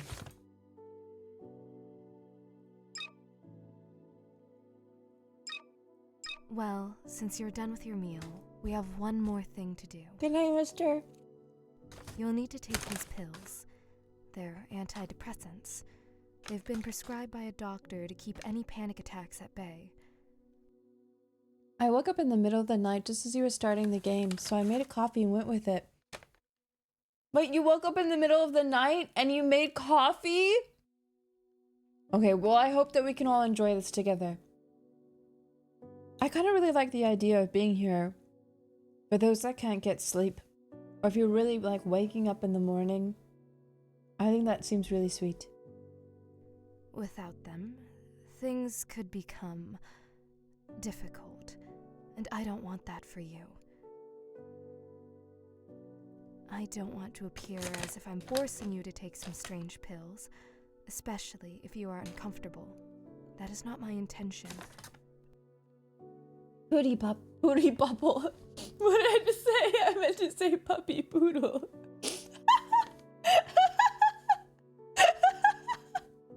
Sorry. What did I say? I don't know what that was. Booty bubble. Why do things come out of my mouth, dude? Oh, yay, a booty bubble. Okay. While it's a condition for me to be able to show you the room, the decision is completely yours. Just so you know, regardless of your choice, I will still guide you around the room. And I understand if you choose not to take them. Will you take these pills or not? Oh, I have a choice. I personally don't want to take pills, and I don't know who this person is. And I clearly didn't want to live anymore, so no thank you. Well, I have to confess, I feel a twinge of disappointment. Because you see, when we begin to explore your old belongings, you'll likely face a deluge of emotions. And this emotional onslaught, it could simply shatter you, triggering a panic attack and potentially causing you to faint. And moreover, your mother was quite insistent that you take these pills. I wouldn't want to face her wrath if you don't. So, I'm going to ask you one last time. Are you absolutely sure you won't take them? Chat.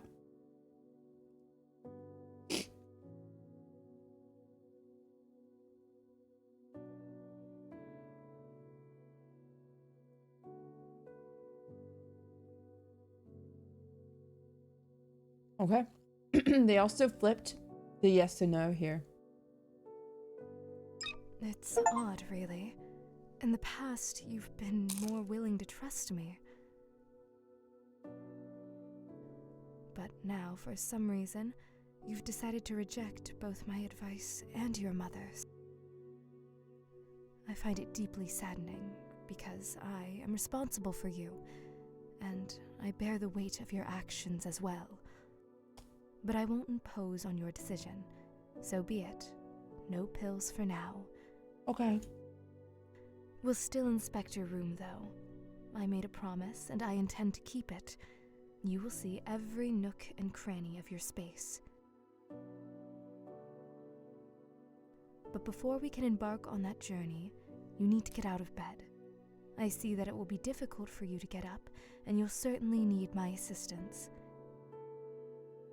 Give me your hand so I can help you rise. I understand that you are curious and have many questions. Let's do a question and answer session before we check out your room. Are you wearing gloves? Why do you have claws?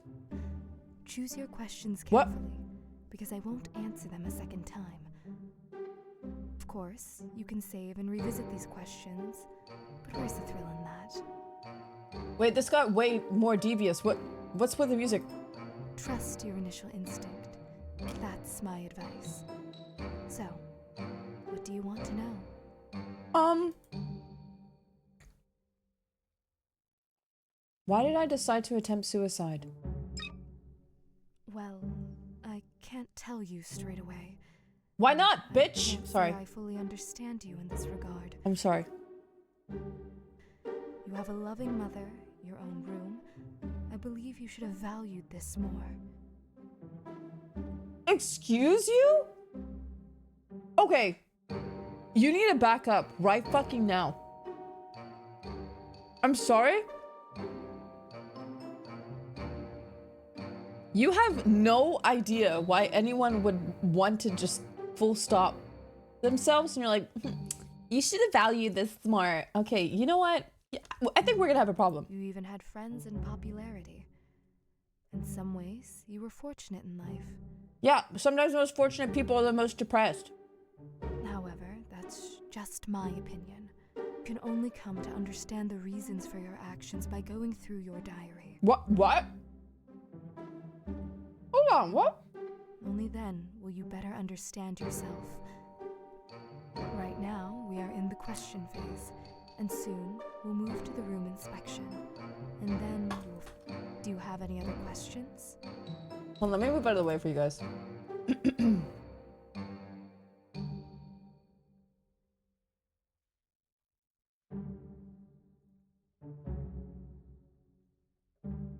I gotta get my Frenchy fries, 1 sec. I eated that. At the end, will I fall asleep and everything will repeat? Or is this a dream? Well, I don't... Man, they're kind of very similar questions. Is this a dream? I kind of don't care if it is or is not.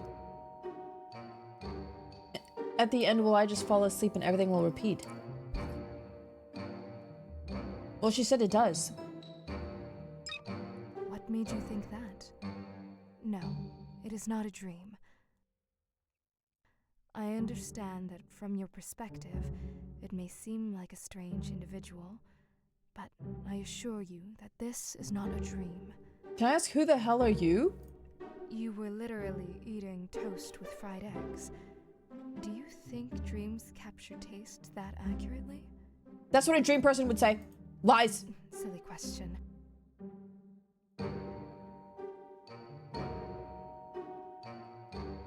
Why do you look so weird? I'm not even sure whether to take that as a compliment or not. It's not. If, in your understanding, strange means unconventional, then I am actually quite impressed. I always want to make an intriguing impression. Not a pleasant one, but an interesting one. Because to leave a pleasant impression on people, you often have to just nod along with them. She's not wrong. You're probably wondering about my makeup, right? Bro, not really. I'm wondering about your fucking hands. I love to experiment with my face and try out different looks. So far, this is my favorite. Wow, you thought experimenting was eyeliner, some eyeshadow, and a few flicks of whatever the fuck it is under your eyeballs? Wow, real experimental lady. You should enjoy life and do what you like without worrying what others think. Don't tell me what to do. Want to wear weird makeup? Go for it. Want to wear odd gloves? Put them on. Yes, people might give you odd looks, and yes, they might judge, but... Didn't ask. People who pass you by won't remember you in 10 minutes. That's not true. And I won't stress about it. Those unfortunate... Sounds like you're stressing about it. It's true what they say. People love to talk about themselves. That's exactly what you're doing right now, lady. Do you have any other questions? Well, I seem to have forgotten my first question because all you did was yap. For now, unfortunately, I can't answer that question. Chat, she's not telling us why she's got giant black claws. It's personal. I think you need to get out of my room. I think you need to get out, like, right now. All I can say is that it was an unfortunate accident. That's all you can know. I stopped putting food in my mouth to say what? How is you getting long claws an unfortunate accident? All right, that's enough questions from you. Let's move on to inspecting the room. You don't tell me what to do. Get out of my... This is my room. Well, I'll step back now, and you can hover the cursor and click on the items that interest you. Move. Twitter. I should start by saying that all information I'll share comes from your mother. Where's my mom? This is your laptop. You enjoyed listening to audiobooks and playing games.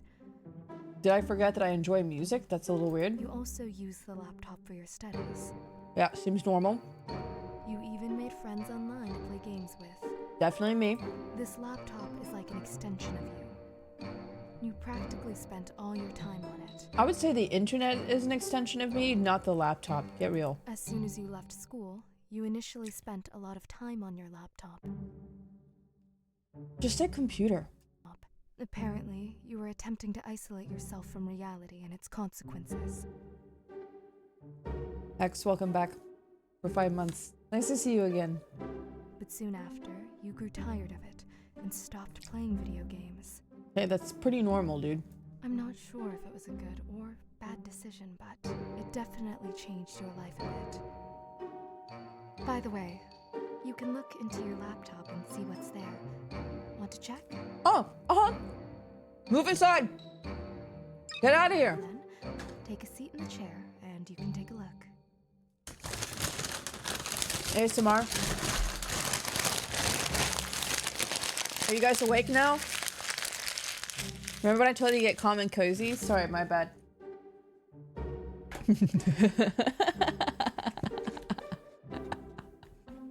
Wokage, wake the fuck up. Oh, Gmart, what do you... Looks at you. You look at me. We're both confused. Points. Spider-Man meme. Bro, why are you awake? Gmart?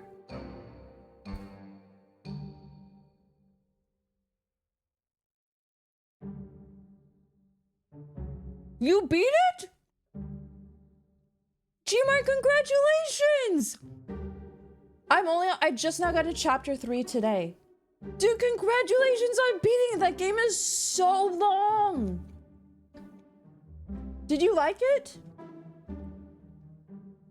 We're all super proud of you, dude. That is a long game.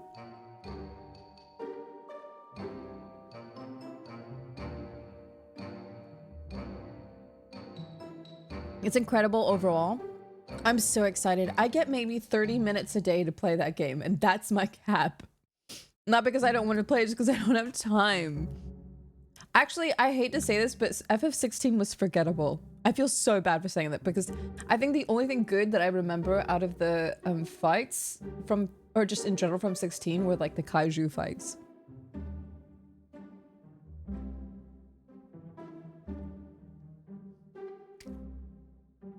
I'm eating a burgie.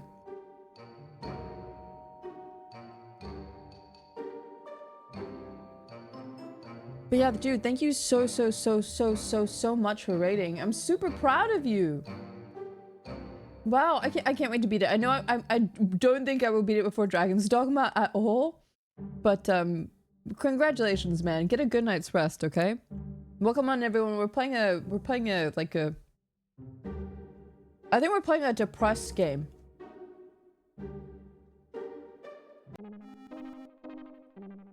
Eating a Barbie? Yeah. Okay. I sat down on the chair and I opened my laptop. Jesus. What's this? Did I really set this horrific picture as my wallpaper? It looks a bit scary. But there are also some files on it. They don't have names, but I should hover over them and then click on the ones that interest me.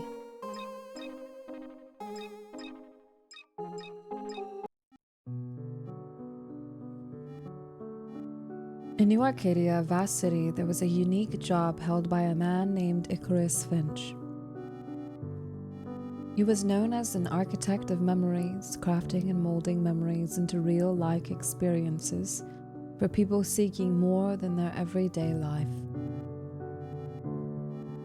Icarus' small studio, high in an old building, was filled with jars of shimmering essences, echoes of laughter, sorrow, and joy. Many visited him, each longing for memories they missed or never had. One rainy night, a ballet dancer named Ilara came to Icarus. Her life was a series of rehearsals and brief shows, her movements a display of disciplined grace. But her eyes held uncried tears. She wanted to remember something different, a deep personal love, not the fleeting praise she was used to. Icarus, calm and thoughtful, agreed to help, but warned her. I have to burp, I'm so sorry, chat. There. He said that sometimes our hearts want what only real life can give. Ilara, desperate, agreed. For days, Icarus worked hard. He created a memory of true love for Ilara, full of first glances, touches, and whispered words in the quiet night. He made a memory where Ilara danced not for an audience, but for someone who loved her deeply. When the time came, Ilara experienced this memory. She found herself on a starry balcony dancing with blurred figure, feeling a love that filled her. Good night, Pip! She woke up joyful, thanking Icarus for letting her feel love. Icarus, a bit sad, told her that this was just a shadow of real love. He knew that true love was something to be discovered and experienced, not made. Ilara left, her heart touched by this experience, but soon the memory faded. She realized that real love couldn't be made or remembered, it had to be found and nurtured. So Ilara changed her routine life. She explored New Arcadia, making real connections and finding joy in simple moments. And then, in a quiet cafe, she met someone. And this time, the spark between them was real, starting a flame no crafted memory could match. Icarus stayed in his studio creating dreams. He knew some things like love were too wild and real for even him to make. They belonged to life, waiting for those brave enough to seek them. Oh. Skidoo. Welcome back for another month. 2. Alright, what did we think of that? I'm gonna take a bite.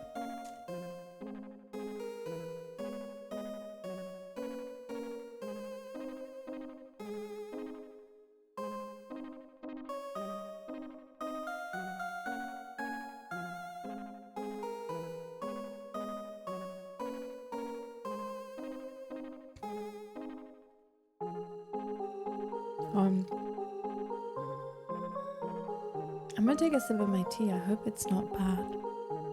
Flimsy! Oh my goodness, Flimsy! I haven't heard from you in so long. I hope you're doing well. Hi. Can all of us say hi Flimsy, hi Blair, and then wave?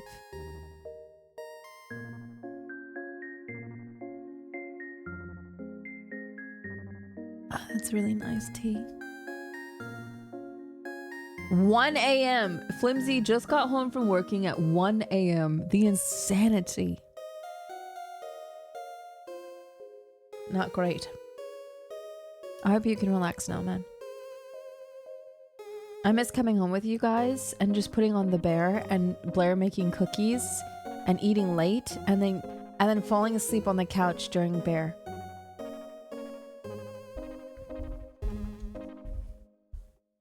Yeah, we like you and Blair here. Hi. Hi.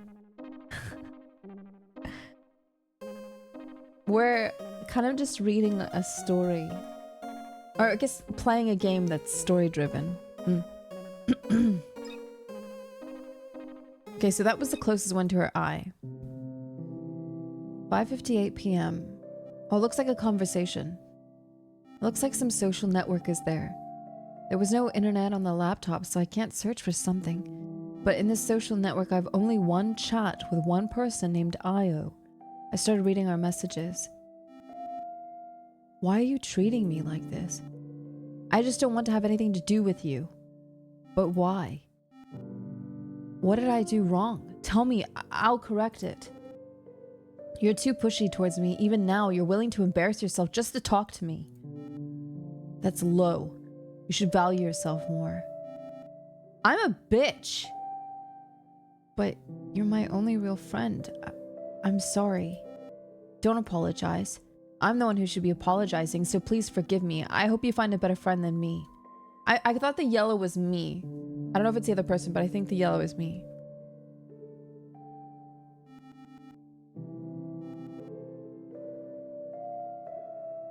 So am I the white text? I thought Io was white. Okay, let's just assume I'm the white text. Okay. The main character, me, is white. Io is yellow. Okay. Why does everything have to be so complicated? How can I fully understand you? Why are human emotions and feelings so complex? I don't understand. I just want to be friends with you like before. We were never friends. I just talked to you out of pity and used you. I'm a terrible person. You just dreamed of a friend to walk with, play with, and share jokes with, and that's your ideal, right? And you projected it onto me. But I don't really want to talk to you. I'm not really interested in everything you send or share. I'm not even interested in how you're doing. I ask out of politeness, although I don't even remember the last time I did. I've been silent about this for so many years, and finally I can speak out. This feeling is priceless. I'm just as insecure as you, which is why I couldn't tell you all this the right way. It's a pity. I'm saying this so late, but it's better late than never. You would continue to live in a lie and in a colorful world where I'm your best friend, where internet friends will definitely meet, and where everyone cares about each other. And what kind of magical world is that?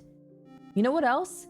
Your childish behavior really annoyed me.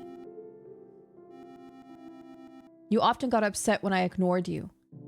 Don't you understand that sometimes people find it hard to gather their thoughts and respond? You acted like a child, as if everyone owes you something. No, they don't. You owe it to yourself. You need to be your own friend. No one else will help you grow up and stop being such a selfish child. That's why you're better off without me. This is my last message, after which I'm deleting my account. Goodbye. Sorry.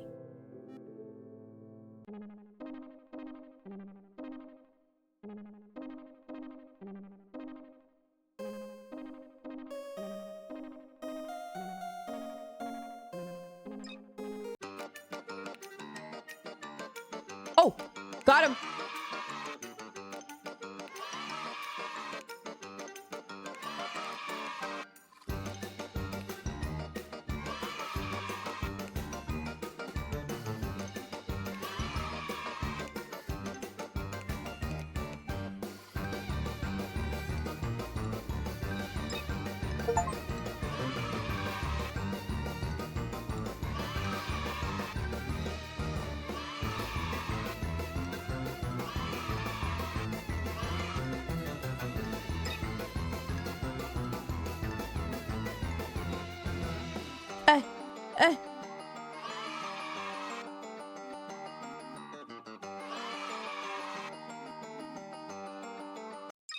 Okay. In the future, cities float in the sky and people can reach the stars. There was a robot named Ilos, the last of his kind. He was special because he could understand and show human feelings made to connect people and machines. Ilos lived in a big, empty city that people had left to live among the stars. He walked around the tall buildings and quiet streets, remembering the humans who created him. He saw their happy and sad times in his memories. Ilos often wondered if he could really feel things or if he was just copying what he saw.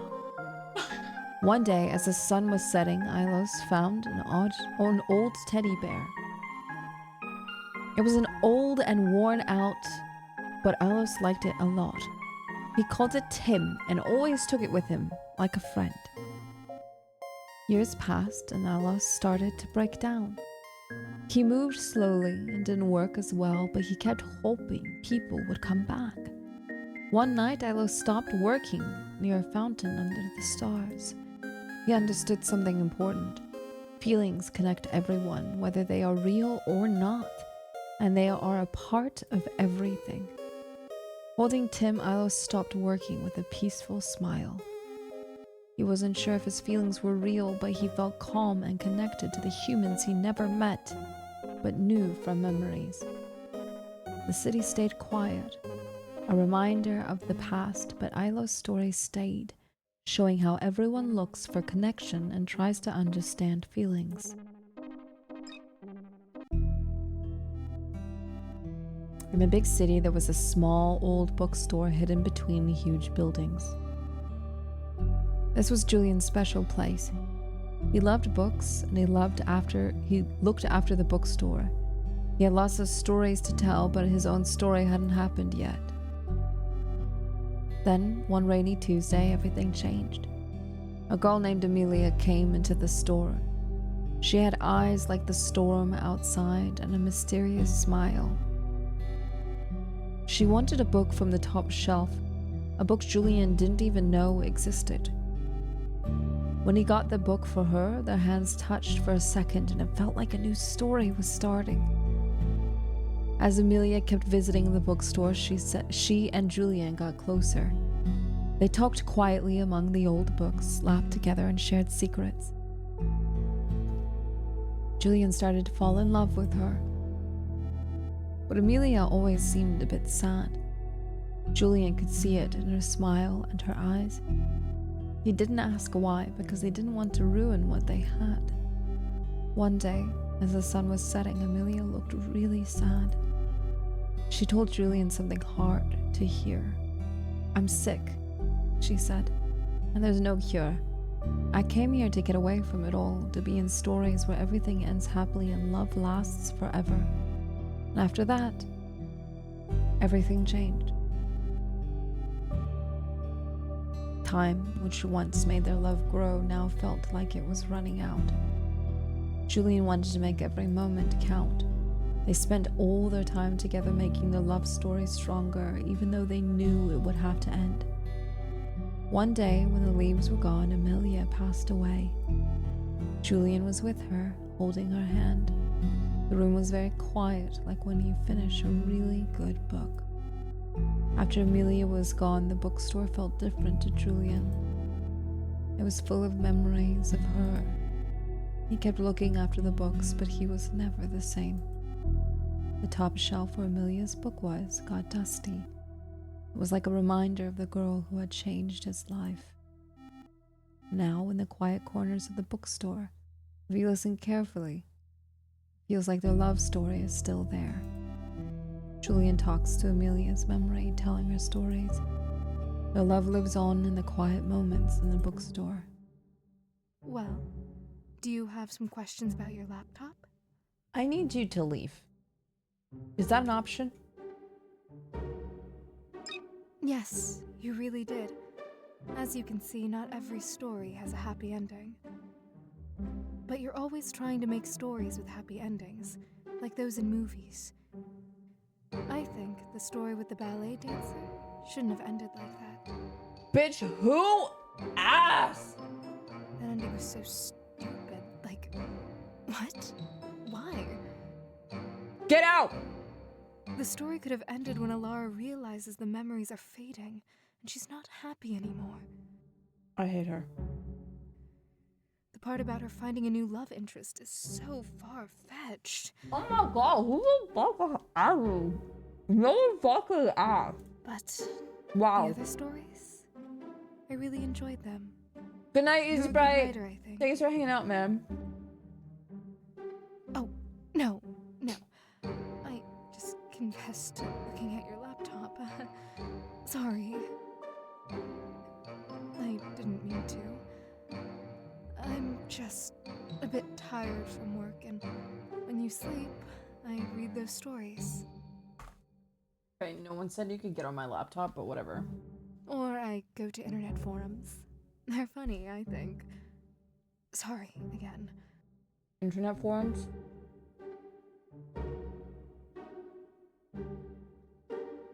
But since you don't have much information on your laptop anyway, it's not a problem at all.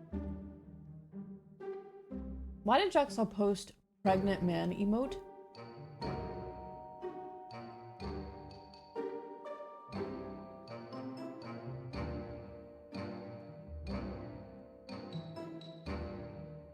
You can continue looking around the room.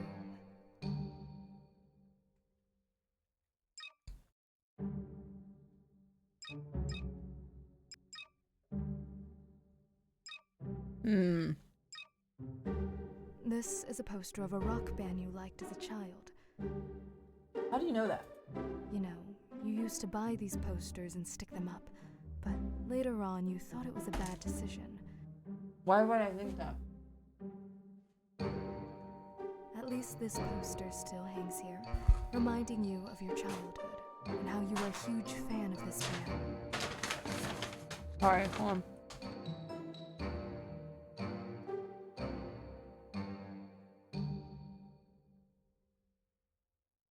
Excuse me. Thank you for my little moment of eating. I appreciate it.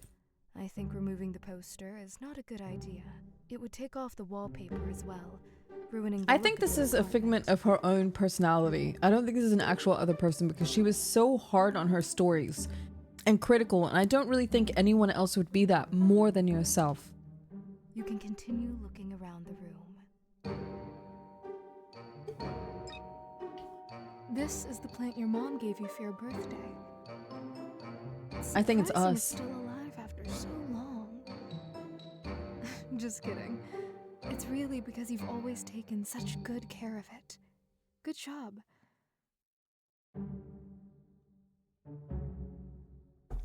Wait. Lately, with your health troubles, it's your mom who's been looking after it mostly.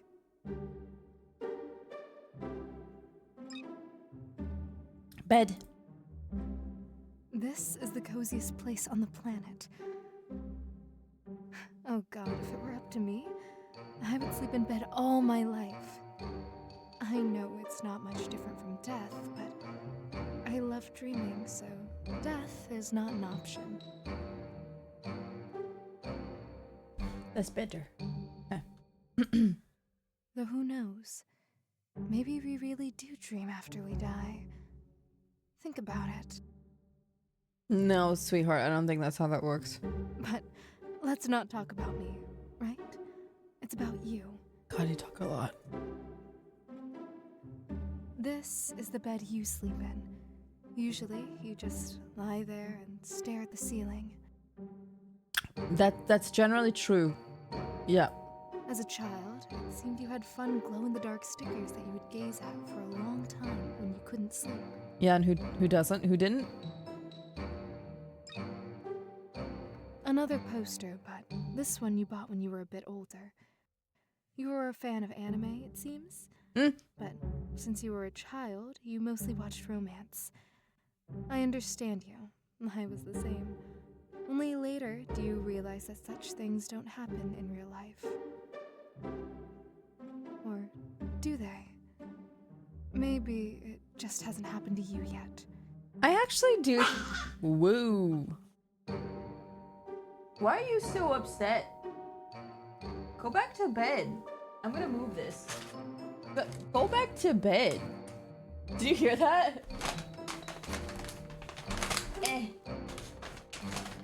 don't know why she's so fussy. Don't lose hope. Anything can happen in the future, right? But that's not really important. Later, you regretted buying the poster, but you can't take it down because it would ruin the wallpapers. Bro, why are you making those gremlin sounds? Tui's the worst around bedtime. Like, she has sleep aggression, so when she's sleepy and wants to go to bed, if Tyr gets too close to her, she's like, yeah! Yeah! Like, really loud. I'm just like, bro, please. Okay, I don't think there's anything else to click here. Oh. This is your diary, the most important thing you have, and reading it might take some time. Did you read this? But since you've clicked on it, you definitely need to read it. I won't disturb you during this time. Read at your own pace. Brad, welcome back for 3 months. Oh my. He laid down and she was like, I'm not having any of that. I'm sorry. Dude, if you don't like it, don't know. She looks at me and goes,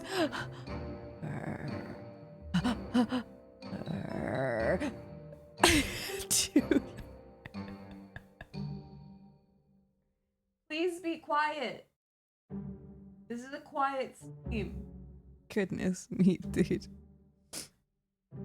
Okay. If you want to share your emotions after reading, I'll be glad to listen.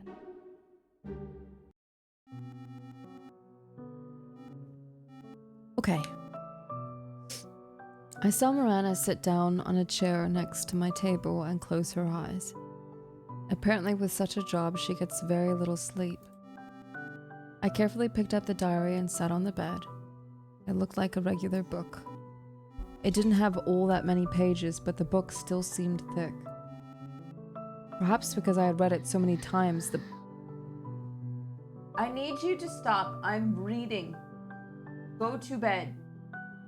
Holy cow, can you hear her? Can you hear that?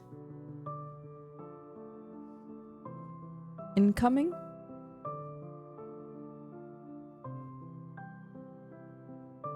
Rob, what? Chin raid? Oh, ew. Oh. What is this? I don't think I've ever seen anything like that in my life. What is that? Here, look, I'll greet you guys proper. Goodness. Dog doesn't like it. Dog doesn't like it. Retreat. Retreat. What?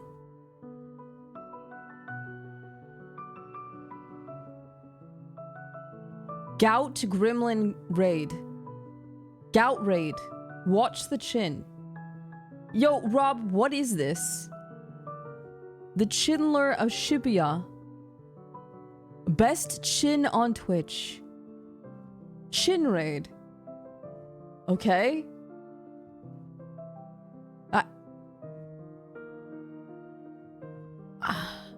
Yo, you've left me a bit speechless, dude. I don't know what to say about that. We're the Chin Raiders. Rob, you've got a wonderful community. I think I guarantee you Rob's probably raided and ran because he's you know, IRL streaming and gotta do stuff. But hi, my name is Layna. It's nice to meet you. Dude, oh my god, don't be mean. Sorry, that's my dog. Nice to meet you. I'm a variety VTuber. I used to stream horror all the time. Aren't you feeling lucky to be friends with our Lord?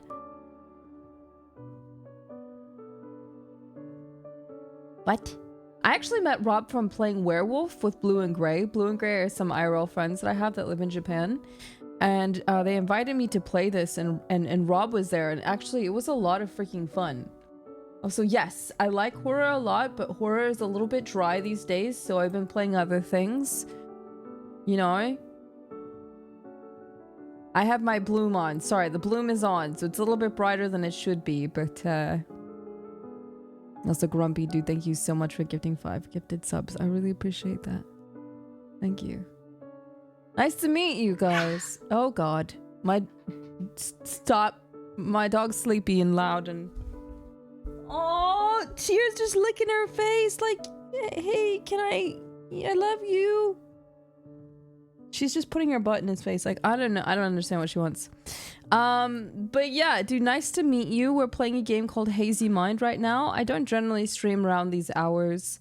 I generally stream like 11 a.m. PST. But yeah, nice to meet you. Thank you so much for the wonderful raid. I really appreciate that. a lot. If you guys are not in the mood for something cozy and comfy and reading, you know, feel free to just, I don't know, just tap out and go do something else. But if you're looking for really cozy, comfortable, leave me on in the background, listen while you're working or trying to hold on.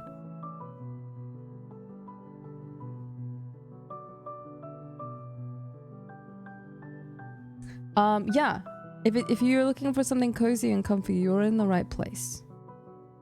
Yeah, it's a very dark themed kind of visual-esque reading game, but nice to meet you all. Thank you so much for coming on in.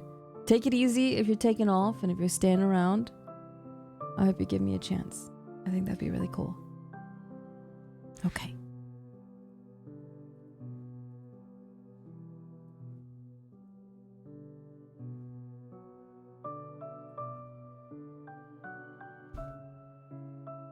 Yeah, dude, Tui's the worst when it comes to sleep, man. I don't know what to do about it. She's just like, she's just really annoying.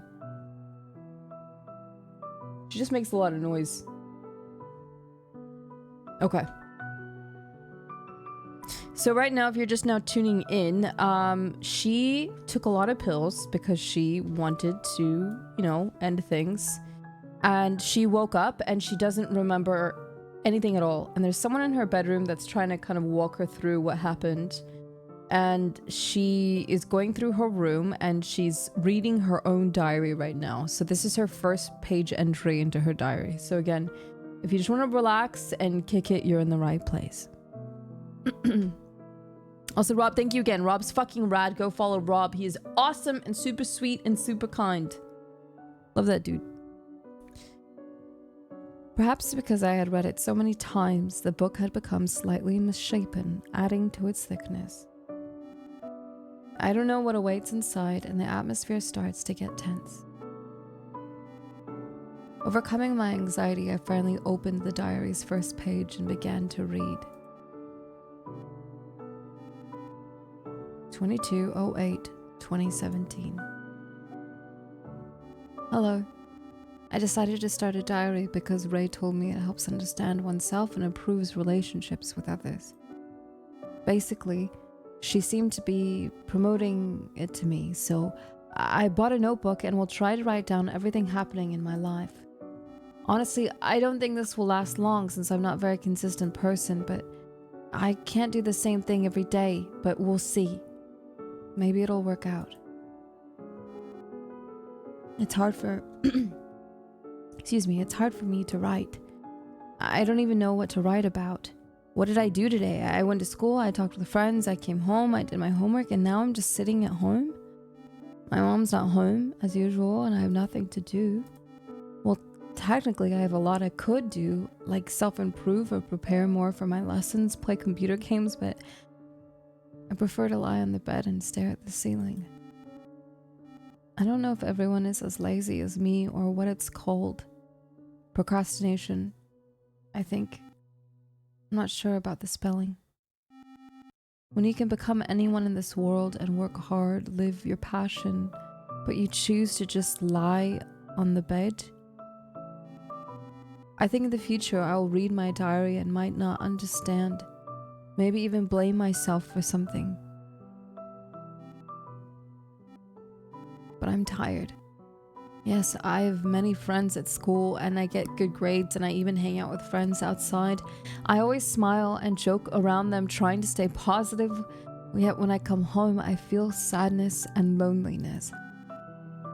Nothing seems to help. Not video games, not studying, not even food. Maybe I'm just not in the mood. Honestly, thank you, diary. I feel like I vented to someone. Like crying on a shoulder. I feel a bit better.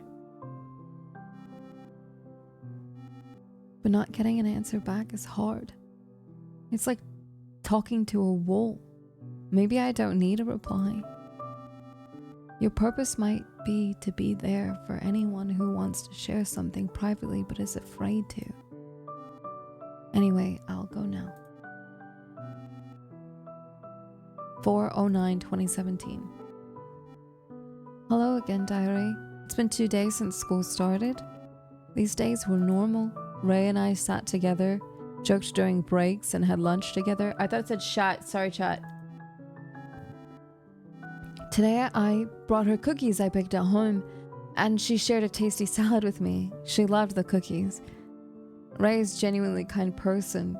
We have a lot in common, but she's not into video games. She prefers studying, and she's really dedicated. I don't have that drive, even though I get the same grades as her. I feel like school just prepares us to be perfect workers. It's like, do this, do that, don't question things, or else you'll get the lowest mark, or in a job setting you might get fired. 13/09/2017. Hello, diary. Recently, our class was asked to write an essay about friendship. I spent a long time thinking about what to write. I have many friends, but what does this essay really want from me? Should I worry more about what the teacher thinks rather than what I truly feel? It's so absurd. At first, I wrote an essay expressing my real opinion that friends are just a way to avoid feeling lonely. Oof.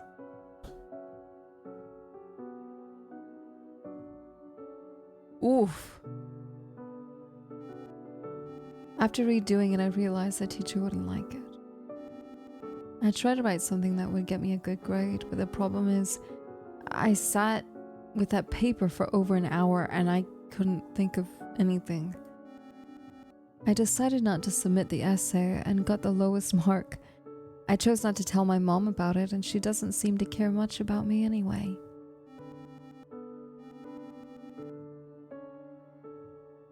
If I had submitted the essay with my honest feelings, they might have sent me to psychiatrist or even suspended me from school. Also, sorry, Rob Raiders, you've come in and you're like, Jesus Christ, what is she playing? Odd timing, guys. I'm sorry.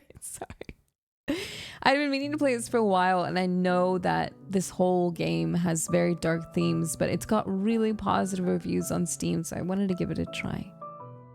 Also, Scoob, sleep well. It's not for everyone, but I really wanted to play.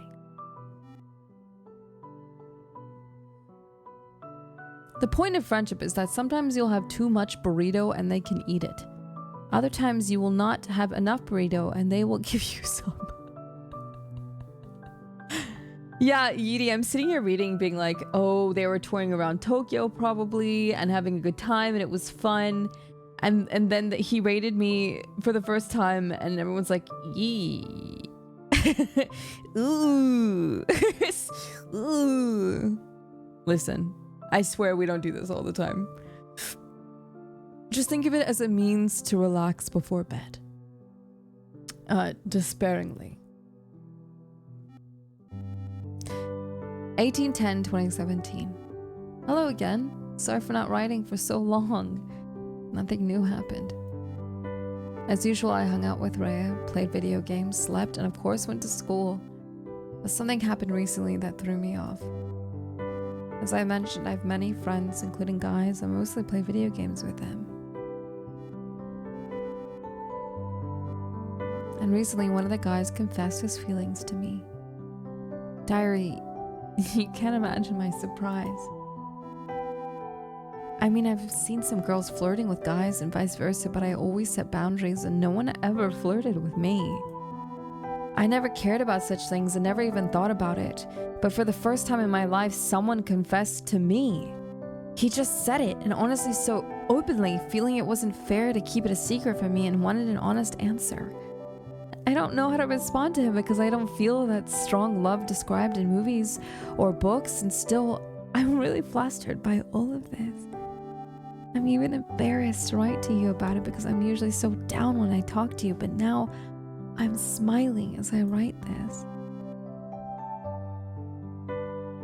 Freeze Derp, welcome back for 6 months and nothing to have. Welcome back for another month. Thank you guys so much. It feels so unusual. 02/11/2017. Hello again. I remember last time I wrote about the guy who confessed to me. Well, we're seeing each other now. Well, It's not like we're officially together and act like a couple. We're just hanging out and getting to know each other. Throughout this time, I realized I like him. I'm now really worried about what will happen next since he hasn't asked me about my feelings yet. But if he does, I'll be so embarrassed. All of this is overwhelming me. Lately, I seem happier and even started turning down Rhea's offers to hang out. She's quite puzzled because I haven't told her who I've been spending time with, but I think she suspects I have a boyfriend. She even started teasing me about it.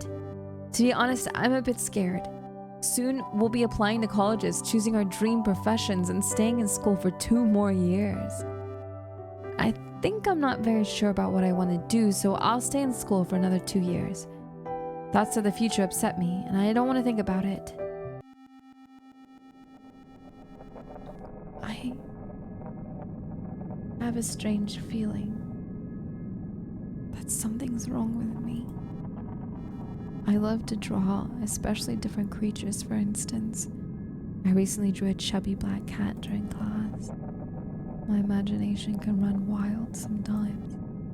But in class, believe it or not, I thought I saw that exact cat I drew walk into a room looking so real. I instantly knew it wasn't real and laughed it off, blaming it being tired from school, but deep down I'm worried and I'm scared. I know mental health issues can be inherited. I had a grandfather who took his own life. My mom often spoke of him, remembering him as a great man, and cried for him. She said he lost his mind after my grandmother's death. I'll never meet him, though I wish I could have talked to him. It's a pity. I don't romanticize mental disorders like movies do. I think it's not normal and should be treated, otherwise people can completely lose their minds. Anyway, that's the weird situation I experienced. 21/11/2017. Hello, diary. Life goes on as usual, but I want to vent. Maybe even cry a little. I think something terrible is happening to me. I'm too scared to tell my mom, even though I know that I should. I don't want to become some movie psychopath or schizophrenic. I hate the idea. Only fools romanticize that, as these are scary diseases, and people do horrible things when they suffer from them. I recently read a story about a woman who killed her own kids overnight because she was schizophrenic. From what I understand about this illness, you see creatures or places that aren't real, just in your mind. So Dorothea, welcome on in. Thank you so much for using your Prime. I appreciate it. That's been my feeling lately. I've started seeing weird creatures, especially when I'm bored. Like during classes, I see them often, and it's hard to get rid of them unless I distract myself. I know I should tell my mom, but I'm terrified of being diagnosed or accepting that I might never be able to live normally in society. That would be like death to me, since I'd no longer be ordinary. I'm still thinking about it, but I'll write more if there are any updates. 17/12. I did it. I told my mom today. It was hard, and seeing her reaction was painful. The look in her eyes and the expression said it all. She might see me as a monster. Or maybe she doesn't believe me and thinks it's just a teenage prank. I don't know. It took a lot of time and effort to get it out and find the right moment. I don't know what to do next. This is the first page I've cried on. I'm sorry. It's just very hard for me. I want to tell others, but people might avoid me. No one wants to be around someone like me. I'm sure of it. I might go mad and hurt them myself, or who knows what other horrible things might happen. So I'll keep quiet until the end. For now, my mom and I have scheduled an appointment with a psychiatrist she knows. I don't know my diagnosis yet. I'm just fearing the worst. Life's been tough, especially when things are finally starting to get better. I've been in a relationship with a boy. My relationship with my friends are better than ever, and my school grades are good. Okay, diary, I'll write when I have the strength. Goodbye. 26/12. schizophrenia. It's hereditary. I got it from my grandfather. I've been removed from school, but my mom arranged for me to be treated at home because the quality of mental institutions is terrible. I didn't say goodbye to Rhea, it was too hard. They'll probably tell her I transferred schools and moved away. I haven't talked to my boyfriend since my last diary entry. In fact, I've been ignoring him. I know I'm being horrible to them, but maybe it's better they never knew me. It hurts me to do this. I cry every night, and sometimes we need to be cruel so people can get disappointed, move on, and forget about us. I'm hurting them and myself, but their pain will pass. They'll move on, find someone else, and I want to believe that it will be okay. Things will never be okay for me again, not because of my mood, but because of the illness. No one knows how to cure it, and no pills will help. The hallucinations will become more and more real, scarier and scarier, and there will be more of them. I don't want to think about it, it's too terrifying. Since I left school, I'll have to study at home and focus on self-education. Starting the new year, my life will change entirely. 30/12/2017. New Year's is coming soon, but unsurprisingly, I'm not in the mood.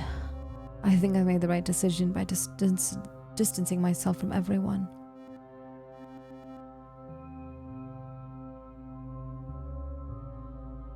Take my boyfriend, for instance. Our relationship would never have worked out.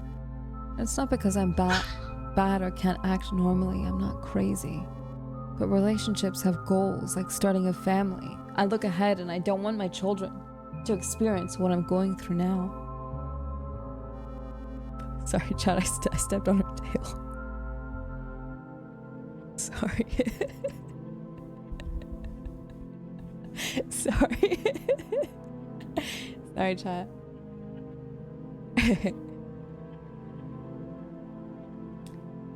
It is better for both Rhea and him to move on in life.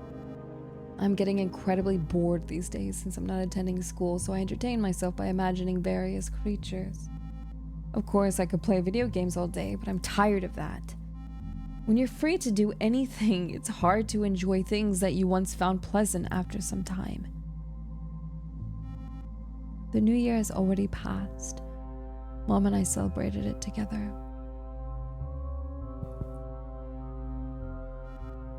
Dad didn't even call, let alone visit. Honestly speaking, I'm not that mad at Dad, but my mom is very angry with him and doesn't want to see him. He found a new family and left us. It's not that he found a family, he just found some young girl, a student. I understand that my mom is very disgusted by this and that he left us for his own pleasure, but I think she needs to move on in life. By that, I mean find a new man who will love her and move on. The only problem is my presence. I completely ruin that possibility. Yet my mom loves me very much, and despite this, works hard for my sake. But what's the point in all of this when I don't have a future? That's why I think it would have been better if I didn't exist. I don't want to write this hello diary anymore because I see no point. Honestly, I see no point in writing here either. I feel so bad that the only thing I can do is draw to distract myself from everything. The hallucinations are getting scarier, but I'm getting used to them. Sometimes I hear voices, but they're more like noise. My psychiatrist prescribed me antidepressants and antipsychotics, but she noted that they might have side effects, and on top of that, I can't sleep. So I've also been prescribed some sleeping pills, but one sleeping pill usually doesn't help, so I take two, and now it seems I consume these damned pills instead of food, which aren't helping. I mean, they cost a lot of money, and my mom stays late at work more often. She changed shifts, and I barely see her now. I feel terrible because I fear that these voices will come more than just noise and I'll start listening. I don't want that. I don't want anything. Well, hello, diary. Yes, I wrote earlier that I wouldn't write like this, but who cares? I drew some works and I'm pasting them to you now. I hope you like it.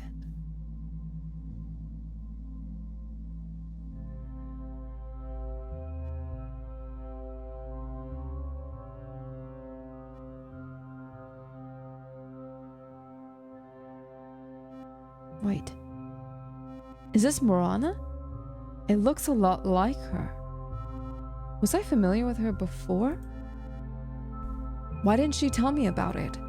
Or even then, was she with me because my mom couldn't be? Why didn't I write about this event in the diary? I looked in her direction. She was still asleep right where she was. I need to ask her about it after I finish reading everything. I opened the diary again and continued reading. Today I had a fight with my mom. She called me a mistake,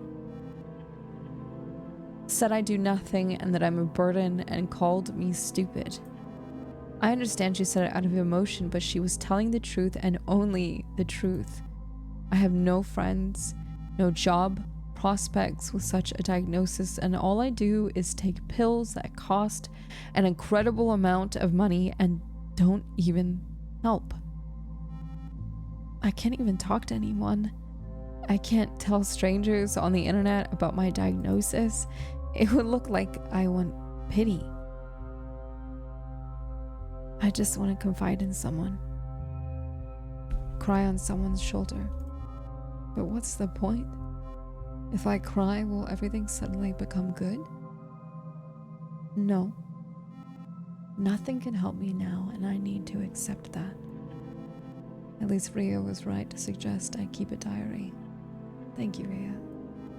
Without the diary, I would have killed myself a long time ago. Hello and goodbye at the same time, diary. I decided today to overdose on all the pills prescribed to me. I see no point in living and trying. I don't want any of this. Fear gripped me and I felt goosebumps. On this exact date, I decided to end my life, but after that attempt, everything became even worse. I wanted to do my best, but it turned out, even now, I don't think I made the right decision. Maybe it's because my memory has faded, but if I do have schizophrenia, it's not that big of a deal, so why did I leave my friends and my boyfriend? I understand that can be terrifying, but why did I make my life so complicated? From the moment I decided to leave my friends, I chose suicide. Okay, that should not be the main focus right now. What's important to me now is to find out who she really is and how her drawing could have been in my diary. I closed the diary and approached Marana. Wake up. She ignores me and doesn't wake up. I couldn't breathe. I'm really scared to touch her. I don't know. I'm very afraid. I can't see her face while she's sleeping. It was covered by her hair. But I had no other choice. I gathered courage and touched her. She quickly grabbed my hand with her terrifying black hands. I still couldn't see her face. I try hard to break free from her grasp, but these attempts are unsuccessful. Visions start in my eyes. I begin to see weird monsters laughing at me. Their voices echo loudly in my head, and I can't say anything. Marana starts squeezing my hand tighter.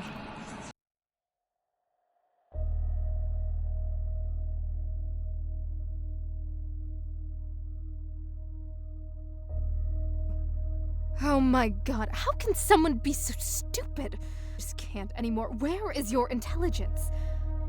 How can someone be like that? Haven't you tried thinking? I am not real, and even a fool would understand that, right? Even someone who hit their head 100 times could figure that out. But the nonsense in the diary that you made up, do you really believe all that? I understand it's a very sad story, but even this sad story is made up by you. Why invent such a tragic story for yourself? For a friend and a boyfriend? You hate the truth, don't you? Well, think about it again.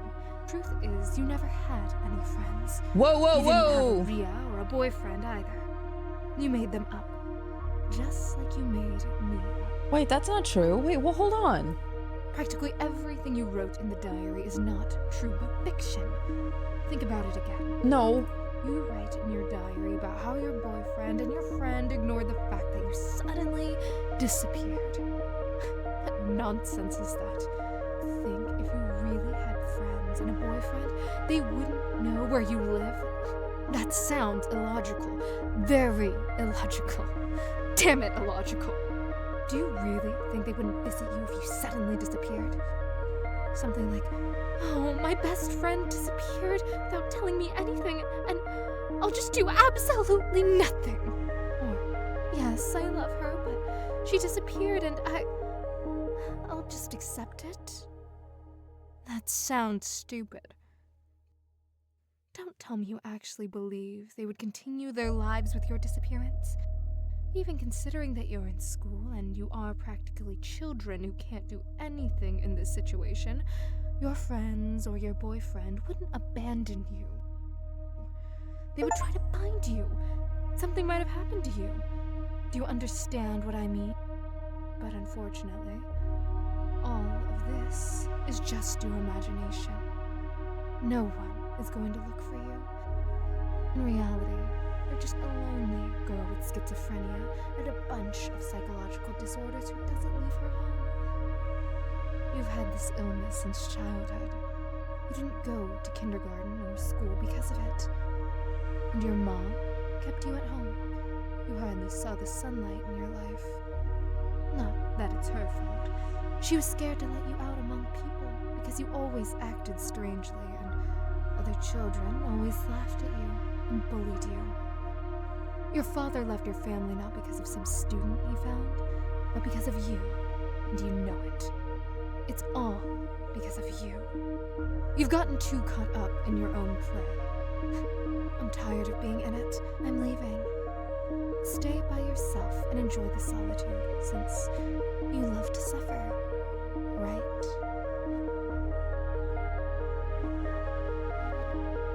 Mirana got up and left, slamming the door loudly behind her. She appeared upset even though she was also angry. I'm somewhat confused by what she said. It doesn't fully register in my mind. Should I go after her? Ooh, chat. Chat. Chat. Chat. Do we go after her or do we stay?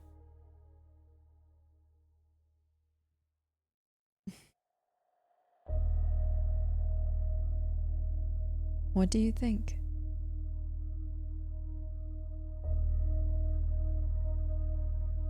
Okay.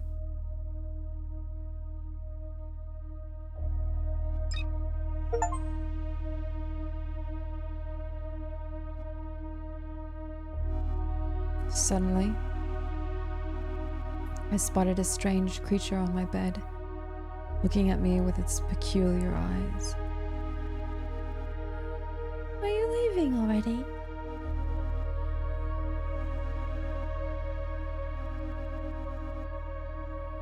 Harmon Chaos. Thank you for subbing. Welcome on in. Everyone leaves. I'm not surprised. You're not an exception. Fine. I release you. Go on. Just be careful, okay? A strange yet unexpectedly charming monster. But I'm off to follow Mirana and I'll return to this creature later.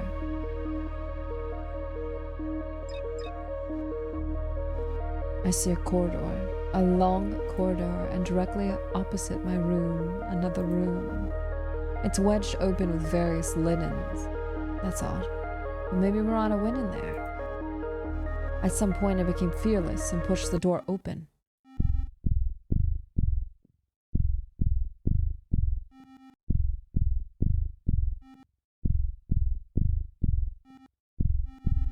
I don't think there are words that could describe what I felt at that moment. I was dumbfounded. The smell was revolting, and out of horror, I covered my face with my sweater. I don't understand. Who is this? What is this? And suddenly I hear the sound of grinding teeth coming from behind me and sense something approaching. Why are you so afraid, darling? Can't even turn your head. Am I that terrifying to you? You're insulting me with this kind of behavior. If you don't turn around in 10 seconds, I will kill you. I am counting. 10, 9, 8, 7, 6, 5, 4, 3, 2, 1. Good girl. I thought that you were really stupid, but I see some progress. Well, well. Who do I see? What the hell? A little girl. Lost in her own mind. Did you get lost, dear? It must have been very scary to see what you saw. I understand you like no one else. It's okay. Sooner or later, this was bound to happen. What you see is your mother. Or rather, what's left of her. What? Ah, yes. Who did this to her, you ask, right? You did. You did this. What? You're not real. Fuck off. Well, you just said something quite obvious. Indeed, I'm not real. But to you, I am real. I'm your consciousness that has taken this form. Believe it or not. I don't need your trust. It's worthless. You're a sick person who should kill yourself. It's all your fault. Your fault that your mother has been decomposing for a week under her bed. If it weren't for you, she would be alive. And you, a criminal who deserves nothing but jail. But personally, I think it's better to kill yourself than to live a life like yours. Don't you think? Ah, wait. Your look. I know what it says. You don't just disbelieve me. You want to see evidence. Well, you could have said so straight away. I will gladly show and tell you everything in detail. In the smallest details. It was a regular evening, and you had a fight with your mom. You had been arguing quite a bit lately, mostly about trivial things, and it no longer surprised you. You had gotten used to it. But at some point, your mom began to lose her mind with anger towards you. She got so angry, she started hurling terrible insults at you. She kept repeating one word. Wretch. Perhaps she said more, but all you could hear was the echoing word. Wretch. Let's talk more about how exactly you killed her. You don't remember? This is so intense. Look, do you see the broken vase on the floor? With that vase still filled with flowers, you tried to kill her as she turned toward the window. Honestly, you hesitated at first, but after grabbing the huge vase and hearing her insult you, you seemed to get a taste for it. I was telling you to do it at that moment. You know, had a bit of courage, since you were always too timid to take bold actions. And at one point, after mustering a great deal of courage, you took a last breath before... Boom! Your mom had no opportunity to grasp what happened, but you missed when you threw the vase. Like I said, you're not good at this. But wait, what happened next? Your mom looked at you, not fully comprehending what you just did. Scared, you ran to the kitchen. Or maybe you wanted to run away from home. I'm not sure. Your mom chased after you, not understanding what was happening. Your mom's in the kitchen, but there's a difference. You're standing next to a branded, huge, sharpened knife, which you take in your hand, and you point it at your mother. Your mother, naturally, is in total shock. She tells you, don't do anything stupid, with a trembling, frightened voice. You, like a complete rag, start to cry. That's very much your style. But then you even surprised me. Suddenly, your expression turned hateful, and you stopped crying. Before that, your mom tried to say something, to apologize, but you didn't hear those words. Everything was like in a fog. And... Oops! What? Oh, what do you think happened next? I think you know and suspect what happened next.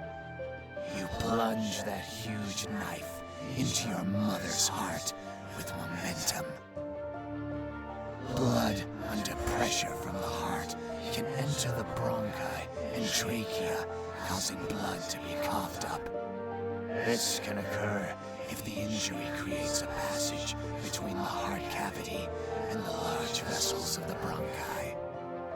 I'm mentioning this because, after a few seconds of shock, your mother began to cough up blood and begged you for help. But you just watched it all happen, emotionless. Moreover, as she pleaded with you to help, to come to your senses, you made it even worse. You began to finish her off with the knife, with fierce hatred. I counted 28 stab wounds. And you laughed. You laughed very hard. With difficulty, you dragged her body to a room.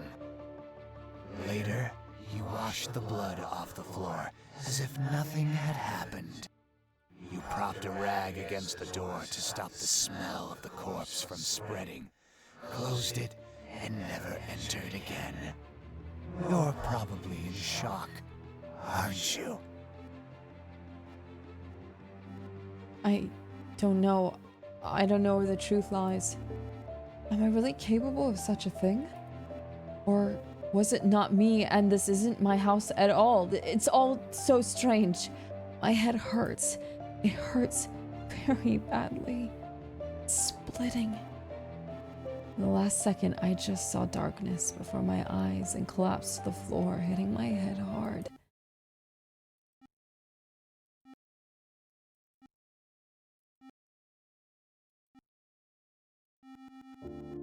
I didn't wake up with the comfort of someone stroking my hair. In actuality, I woke up because of the terrible smell of the corpse lying next to me. I instinctively moved away from it, struggled to my feet, propped a towel against the door, and closed it. There were no more monsters, and that red one has also gone. I could consider myself safe, but what should I do? Calling emergency services was risky because even if I'm not a murderer, I might still end up in jail. Should I check the medicine cabinet? Call someone? Go to the kitchen? For what reason? What else can I do? I honestly don't know. This is your call, chat. This is your story. First aid kit. Call 911.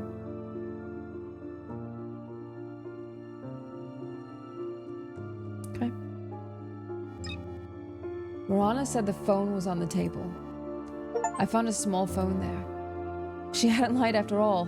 The phone is charged and I even managed to dial 911. Damn, no signal. Or maybe this phone doesn't have a SIM card. Damn. I'm in deep trouble. What should I do?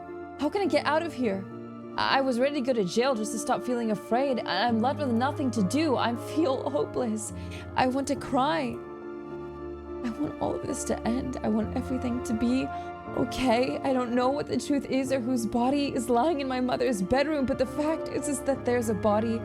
I will be imprisoned. I don't want any of this. I want to hide under a blanket and sleep forever. After crying a lot, my eyes became much heavier and I wanted to sleep badly. I know I could forget everything if I slept. In my case, it was the best option. I lay down on my bed, comfortably covered with a blanket, and fell asleep instantly.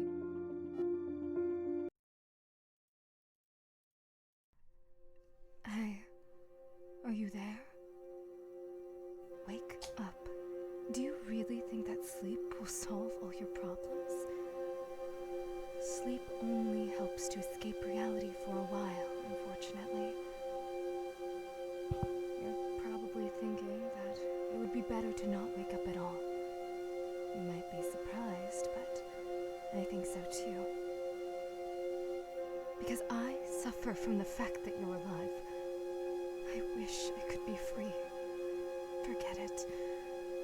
You can't help me anyway.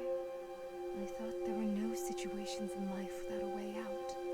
But your situation, there is a way out. Honestly, but it's kind of a dead end. It's chosen when people think there's no other way. I feel sad for you. And sad to see you suffer. I'm speaking honestly, putting aside the image you've created of me. You just wanted to be healthy. Have a friend, a boyfriend, go to school. Yeah, I don't know where this game is going. I'm really curious, but it's kind of like, okay, and? Because they consider it normal. You, a lonely child, were very unlucky in life. You're actually smart and pretty. But your illness? Unfortunately, you'll keep losing your mind more and more. And soon, you won't be able to distinguish imagination from reality. I feel like I should help you, even though you want to see me as a monster. It may seem untrue, but in the deepest corner of your soul, you wanted to be scared at that time. You wanted adrenaline? I don't know. In any case, monsters won't bother you anymore. And I'm sorry for yelling at you earlier. I don't know what came over me. I didn't mean to. I just wanted to help. We're alone now. I know what you've been through, and you must have many questions. Like whose corpse is lying in the room. I'll tell you right away, I don't know. I'm just your imagination, and I can't distinguish reality from your imagination. You must be feeling terrible right now. Let's go outside instead. Fresh air will help clear your mind. I think calling 911 will clear my mind. It's night now, and the sky is likely to be especially beautiful. You've hardly ever gone outside before because of your illness. How do you like the idea? Well, we don't have a choice. Let's take a walk.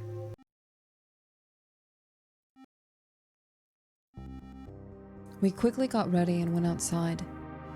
My house looked very ordinary, surrounded by other houses that seemed abandoned. The streets were empty. Marana and I walked a bit away from the house and saw a huge field of dewy grass where we decided to lie down. What a beautiful sky. It feels like the stars are trying to talk to us.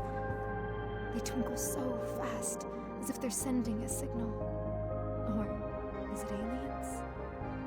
Just kidding, just kidding.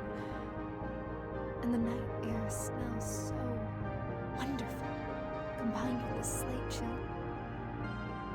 Don't you agree with me? Yes, the night is truly beautiful, or no, I don't want to be here.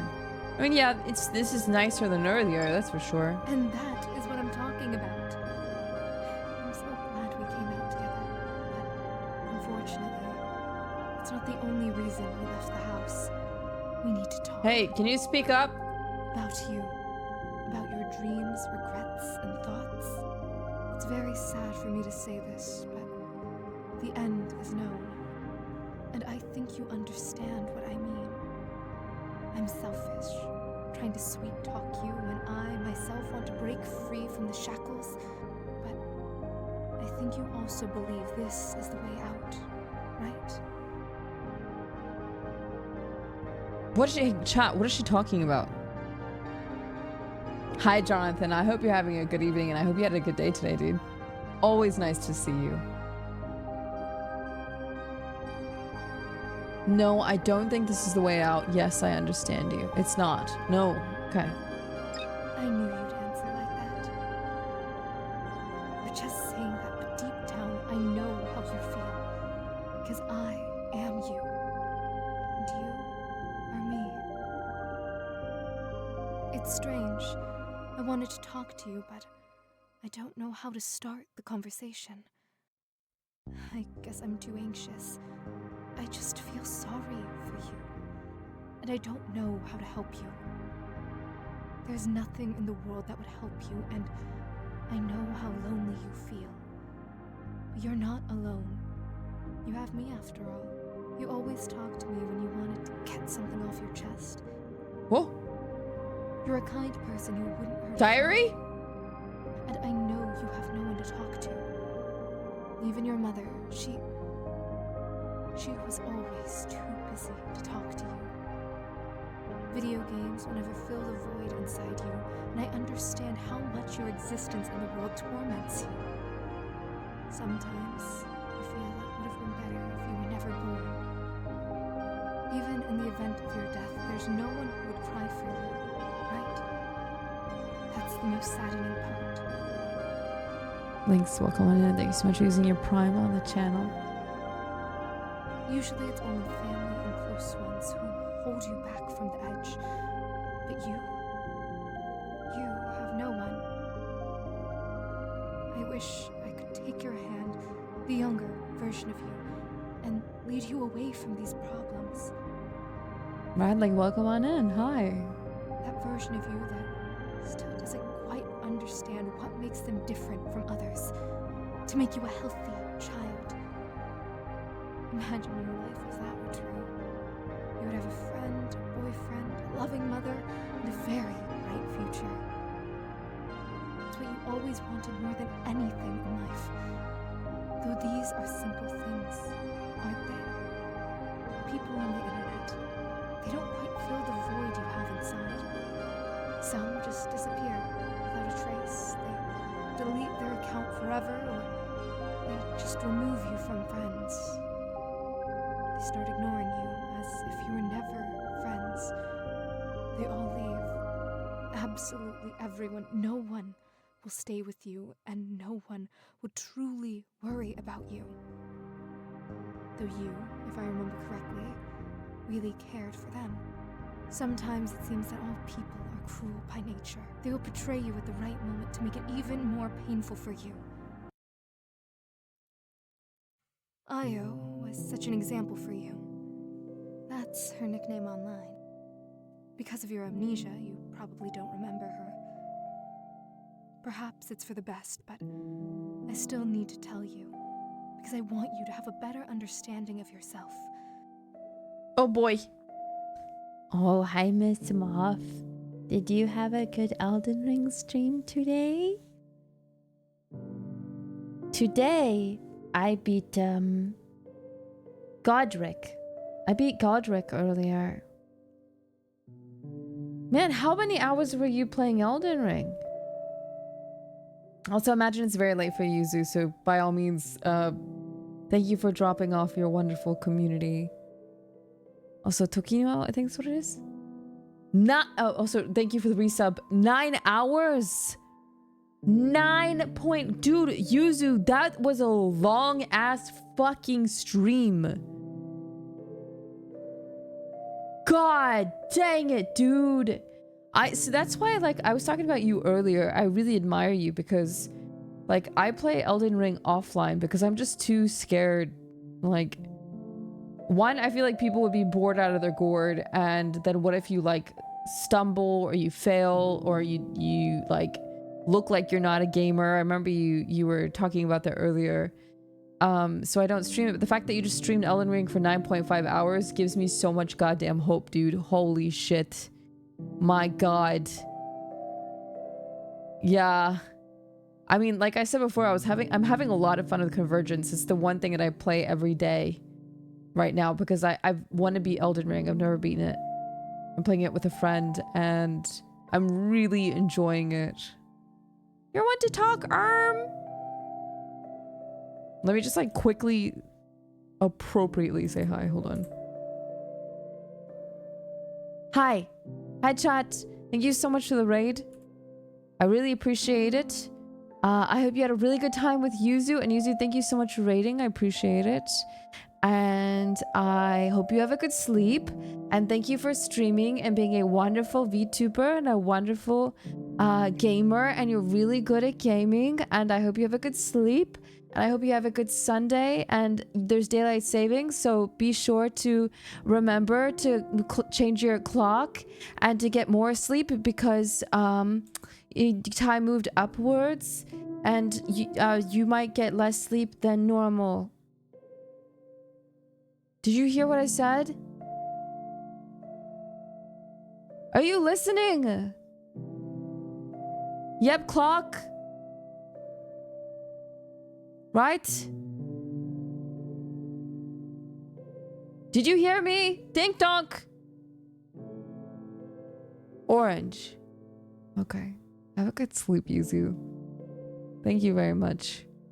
Hi, I'm Layna. I used to specify in horror for like 2 years. And then horror dried up, so I just play variety now and chat.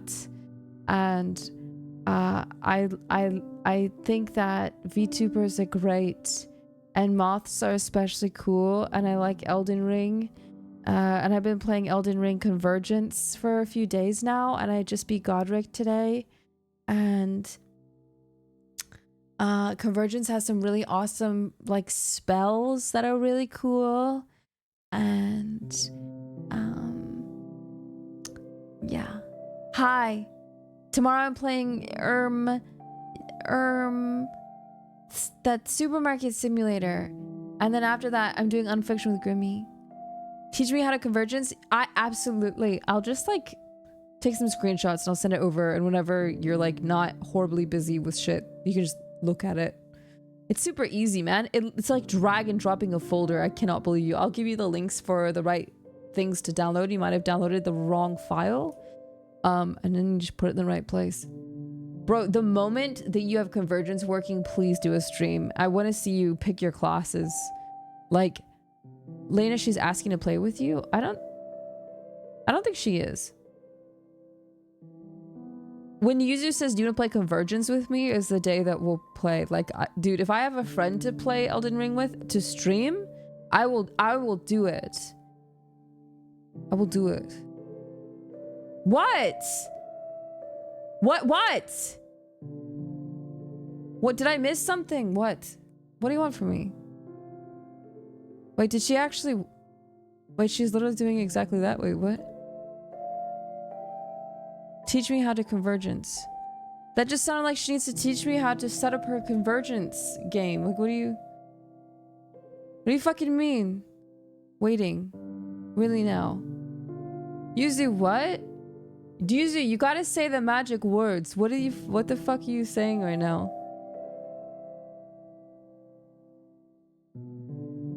I don't like, you know what they say about making assumptions? If you make an assumption, yeah, I am because we need factual trail, a paper trail. So I don't go, oh, oopsie, she actually didn't mean that at all. I assumed, and now she's so busy. I put her in a situation where she can't say no, and then she hates playing Convergence and she's stuck.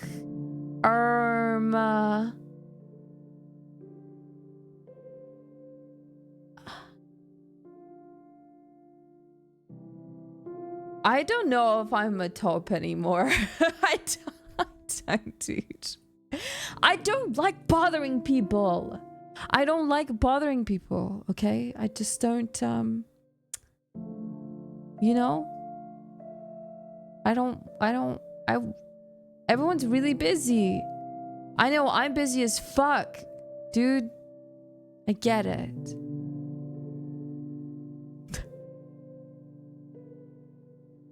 Yeah, see? I'm not crazy. Anyway, if that day ever comes, I will honestly have so much fun. Like Convergence, there's so much to it. There's so much to do and so many classes that you can play. There's so many. Also with Convergence, you can mix and match a lot of the spell setup.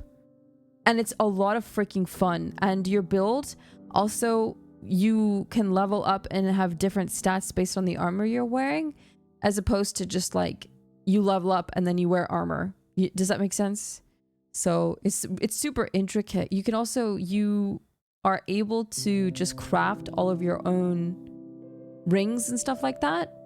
It's good. Convergence is so fucking good. I'm having such a good time. And the devs have put so many little like side areas together in the map that were empty before, and new bosses and everything. Oh god, it's been such a treat. Also, Glove Boy, welcome back for 4 months. But yeah, anyway, I like Elden Ring a lot, and I like video games, and it's very hard to find VTubers that actually play games, because I think sometimes when you play games as a content creator and you stream games, you kill your channel and momentum, and people get bored unless you're really, really funny. Or you're really, really good at the game. So it's like, you're just perpetually mid, and you hope to keep breathing. And then somehow it just works. I think Yuzu makes it work. I don't know how she does it, but she's inspiring. Anyway, we're playing a game called Hazy Mind. I think we're nearing the end. It's a little bit heavy-handed and it's got lots of heavy themes, so if it's not kind of in your wheelhouse right now for something you want to listen to, I completely understand. It's about a girl who got diagnosed with schizophrenia, and she attempted to full stop herself, and then I think we're like realizing, wait, she might have killed her mom. I don't remember or know exactly what's going on is what I meant to say. But if you are looking forward to just a really cozy, comfortable kind of put me on in the background while you're doing something, this is the perfect kind of vibe right now. But nice to meet you. My name is Layna. I'm glad you had a good time with Yuzu. Yuzu is an amazing person. Thank you so much for the raid, and I hope you guys stick around at least for a little bit. Okay.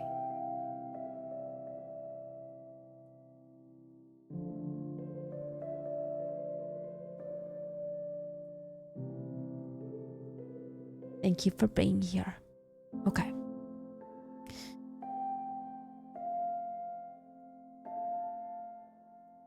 Hold on.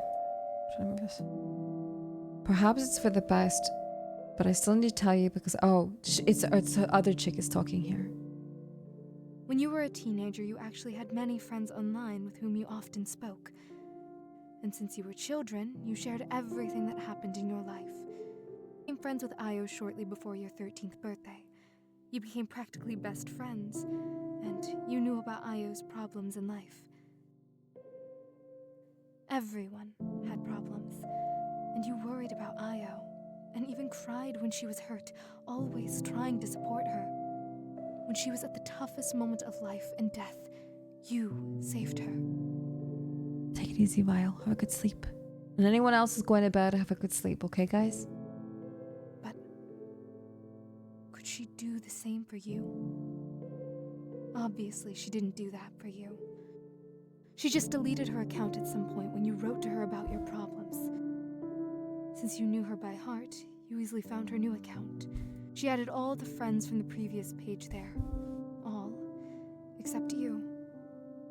And she shared photos where she enjoys life. can't imagine what you felt looking at this. Sometimes, you even thought about writing to her. Ask what's wrong. Maybe there was a mistake. After all, you wanted to be friends with her. Even if she didn't want to support you, you still wanted to communicate with her, even without her support. That's how lonely you were. I think this has greatly affected you. You still, after years, follow her social networks, where she is happy. And it seems she's already achieved everything in life. I don't know if you're happy for her, or sad, or hate her. What do you feel for her? I think from just I don't know what this person feels, but for me personally, I've definitely been in a position where I thought that I was really close with someone and I really cared about them, and when they struggled, I was there for them. But suddenly they turned around and didn't want to be friends with me anymore. And I was really, really hurt about that, and sometimes it still sits with me. But I really hope that she's happy and she finds happiness, because at the end of the day, I think sometimes it just means that person was really sad. I think there was a time where I felt hatred, but I think it was just because I was sad. But by the end of it, I just wanted them to be happy. You're too kind to her. I think your kindness will be your undoing. Bro, I've heard that far too many times. I've heard that fuck you. You never know what a person is fighting with, do you? You might think she had reasons for such an act. You're very kind, truly. But I couldn't stop thinking about something. To ask again, or maybe not. What about the body in the other bedroom? What? I saw a corpse there. Is it real or fiction? I don't know. You're asking an imaginary friend what's real and what's fiction. Are you really okay? Besides, I already told you, I don't know. I'm just not sure. Well, then you're not sure. Forget about it for now. If there really is a person there, you can't save them anyway. Enjoy the last few minutes of freedom before you get put in jail. Okay. It was cool outside, but this cold was pleasantly chilling on the skin. I can't say I was uncomfortable. I wanted to fall asleep right on Mirana's shoulder at that very moment and never wake up. I feel very cozy with her. Suddenly, I remembered a movie where a girl changed other people's lives for the better. And even though she was an introvert, she was happy for other people. I would like to be that kind of girl. To be positive and help others despite everything not being great for me. Because in the end, other people also helped her. Or I would like to be a movie director and create movies that help people. Or write books. I love writing stories. You know, I could be a movie screenwriter in an alternate life. That sounds very interesting. Don't make me laugh. Many want it, but only a few achieve it. But imagine how cool it would be to come up with a story that deeply affects someone, where it changes their life. It would be the greatest achievement of my life, to change someone's life for the better. For the better? That's a subjective concept. Good and evil are subjective. Well, I have standard concepts of good and evil. Even so, everyone has different standards. What seems for the better to you might seem for the worse to many. You understand what I mean? But then how do I understand it? What is good in all senses? Not at all. Every person is different. What can you do? Someone engages in charity, and for them, it's good. While someone else kills people and considers it charity, as it frees people from a terrible life. Why do you want? And who do you want to be? Me?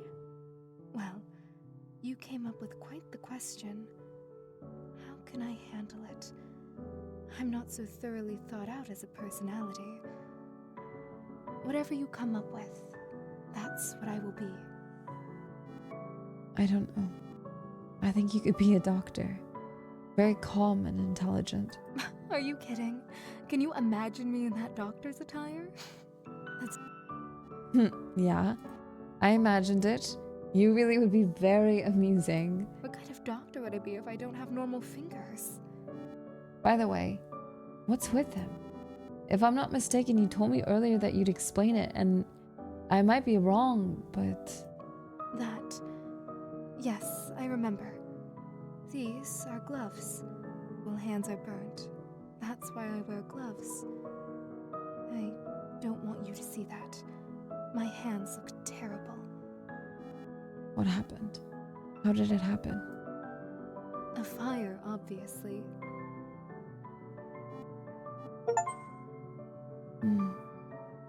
Okay. Don't you feel it's strange when you imagine me and ask such questions? But you look so real. As if you have your own secrets. And you're unusual. Ambiguous, I would say. I still haven't figured out what role you play in my life. You seem both good and bad, and at the same time, I don't know. Thanks for the compliment, but because you still can't decide who I am for you, you don't know yourself. How can you create a constant personality for me? By the way, how can I distinguish what's real and what's not? To distinguish, you need to think. Assume something. Think critically. What could really happen and what sounds illogical and unrealistic? Only in the end will you find out what's true and what's not. So, just believe what you believe. Actually, I'm very comfortable with you. I could probably spend a whole lifetime like this. It'll be hard for me to part with you, and if I do, you know what, to myself? No, it shouldn't. You're liberating both yourself and me. You're doing a good thing.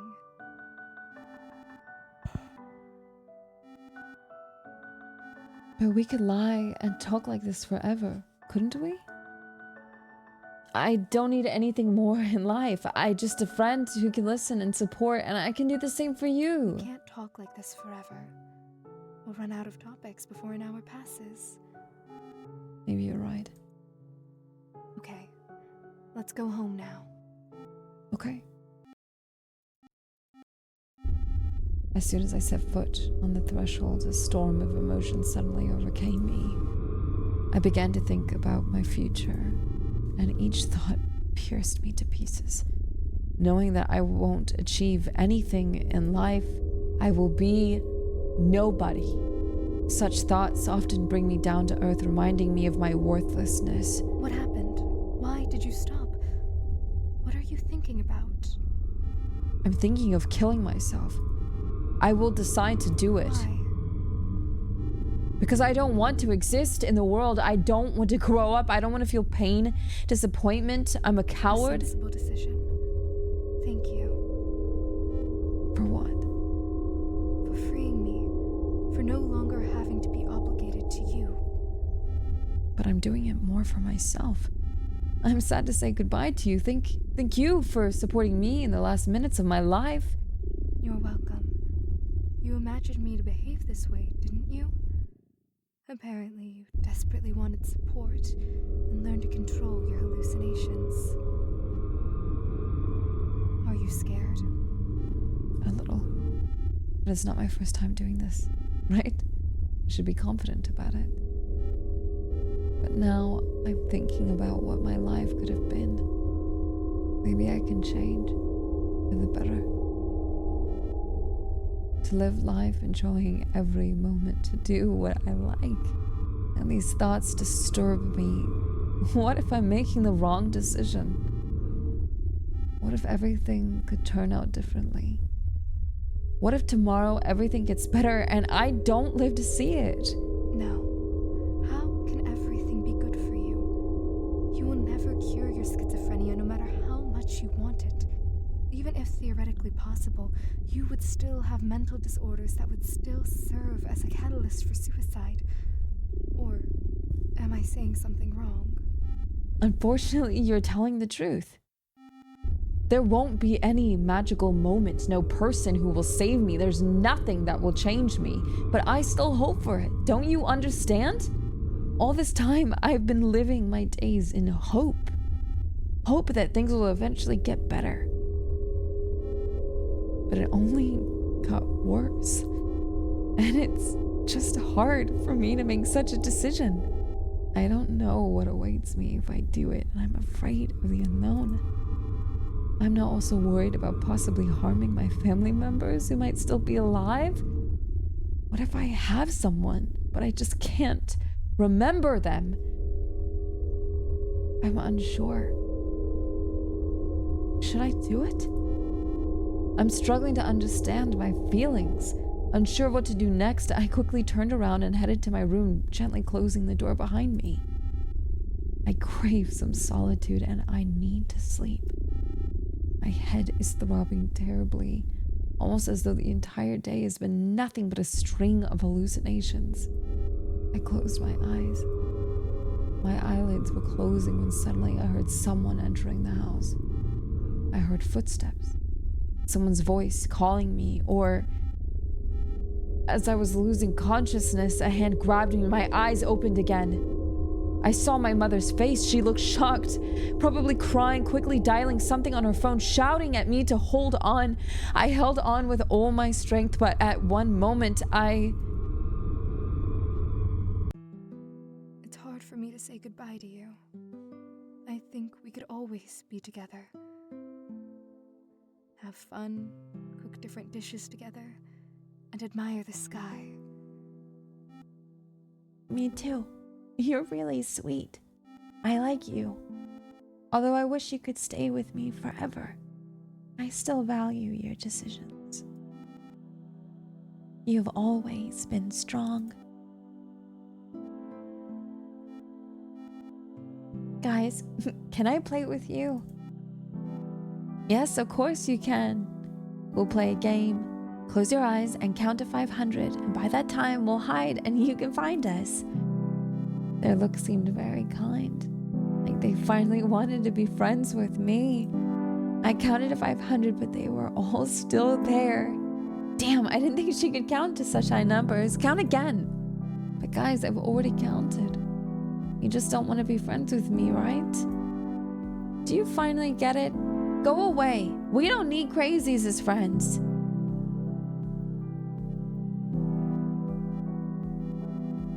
Mom, the kids in the yard don't want to be friends with me. Those kids, they're scum. You should know that, right? Don't listen to them. Can I play with Mom? Oh, dear, unfortunately, no. I have to run to work now, but I promise when I come back, we'll play. Okay? Okay.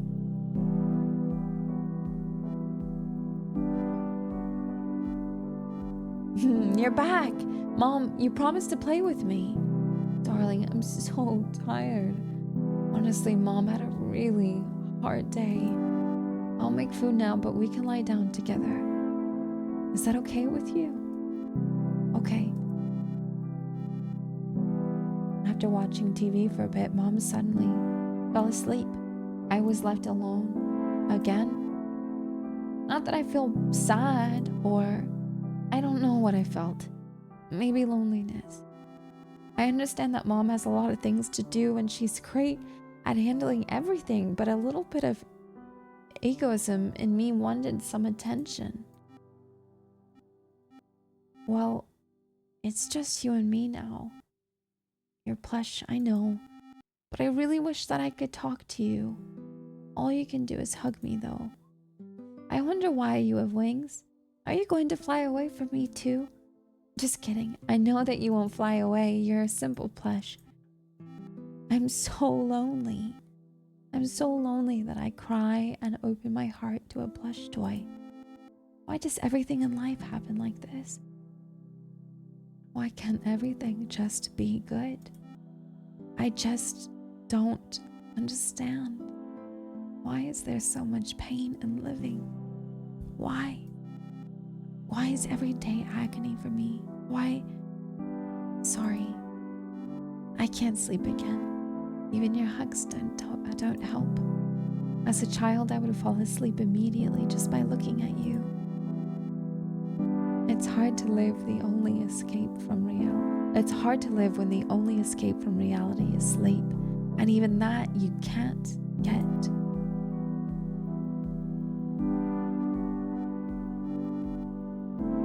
Io, you shouldn't do this to yourself. You're the best person I've ever met. I know you might think badly of yourself, but I know you're a wonderful person. As soon as you grow up, you'll leave your parents' house, move into your own apartment, and you'll live well. Just wait. I really believe that you'll make it. You have to believe in yourself. I understand you. I might be selfish, but it would be damn painful to lose you. You're the only person that I've truly opened up to. Please don't do this. It's painful to see how cruel people can be. Watching memes, playing games, I wasted my life to at least slightly alleviate the loneliness. Probably my last hope became my hallucinations. I started to control them, and sometimes it worked, and sometimes my mind played tricks on me. Overall, I was happier than now.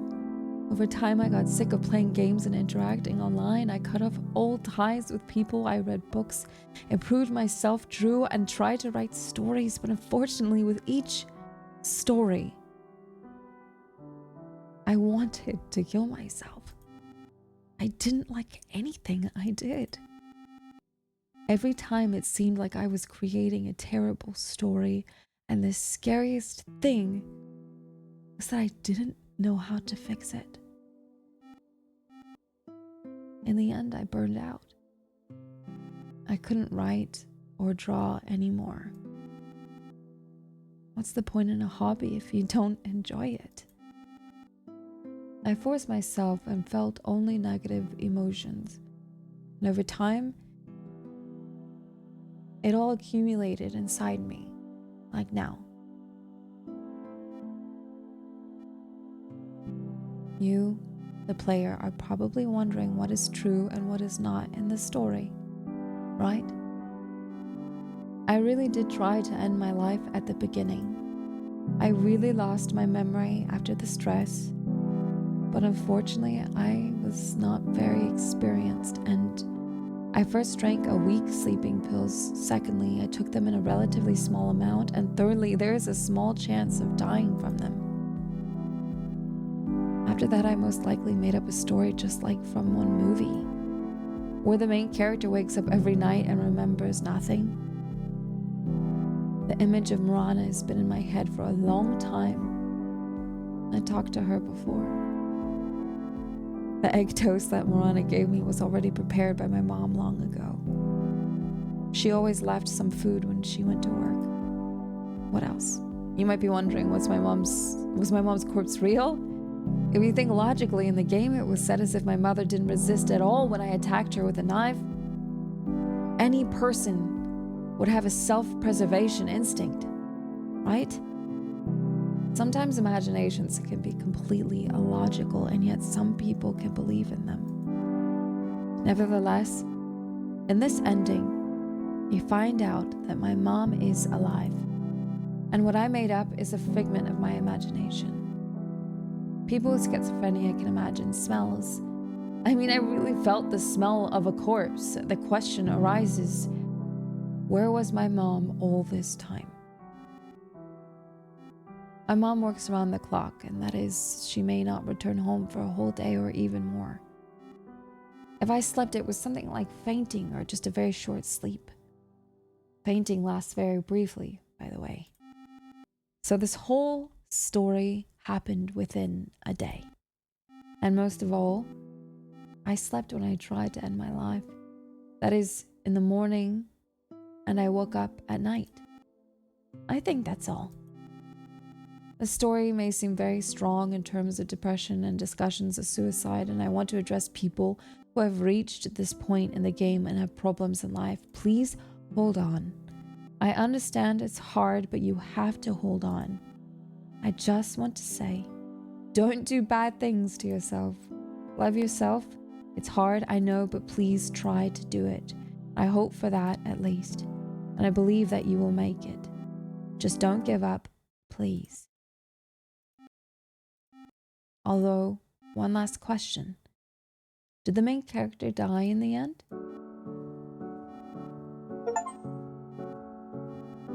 She will wake up in 10 hours in the hospital with her mom, who was worried about her all this time. She will love life after waking up. She'll clearly understand that her mom actually loves her and she won't want to chase her, cause her that pain again, and she doesn't want to see her scared face again. And our main character will try to keep going.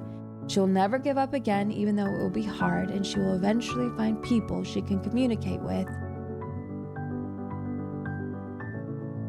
Because not all people are bad, right? She'll make her career in filmmaking, and she will get support online and finally come to harmony with herself. Congratulations. You've completed the game with a good ending. Damn it! Damn it!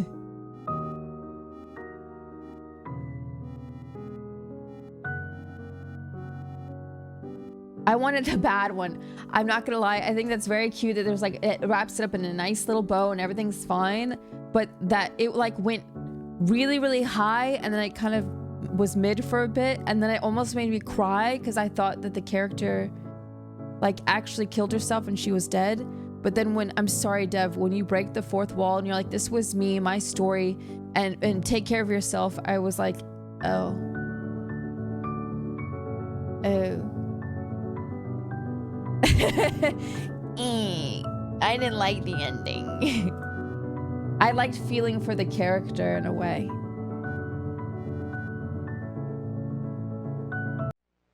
Oh, and that's it. Yeah, I felt like it was tugging at my heartstrings because there's a certain feeling you get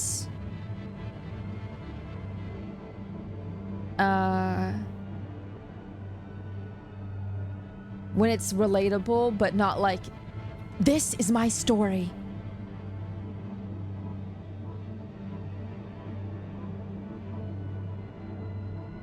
I made too many healthy choices. Dang it! But no, the reality though, I think that was a really good game. I think that was really well written. I don't know much about schizophrenia and I don't have it myself, but if that was like close to home, then I hope that that was a really well put together game.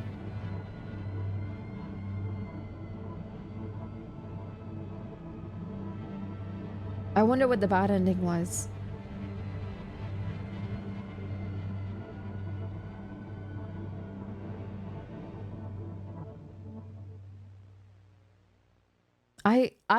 I liked it. I was really, really close to crying. I was like choking up, man. If after all of that and that girl was actually, you know, a figment of her imagination and finally she could be set free because she ended her life, I would have just been like, fucking hell, dude. Jesus Christ.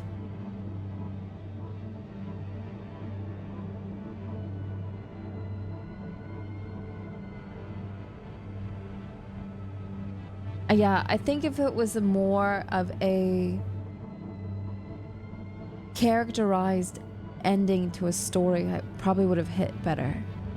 But I think when it becomes a PSA for like self-help, I kind of tune out, which I shouldn't. I feel like that's a little bit inappropriate, but and I get it, but I think that part should have been like a little bit of a letter from the author at the end of the game, because it disconnected myself from the character that the author built up this entire time. Does that make sense?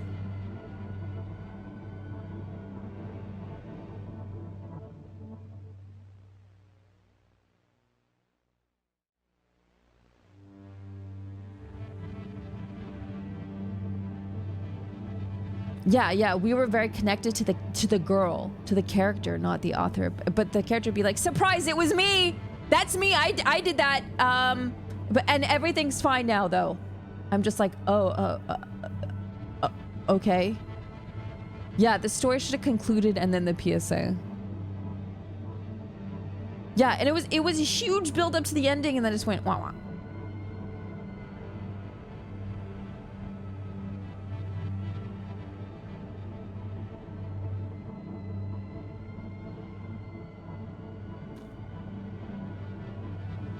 But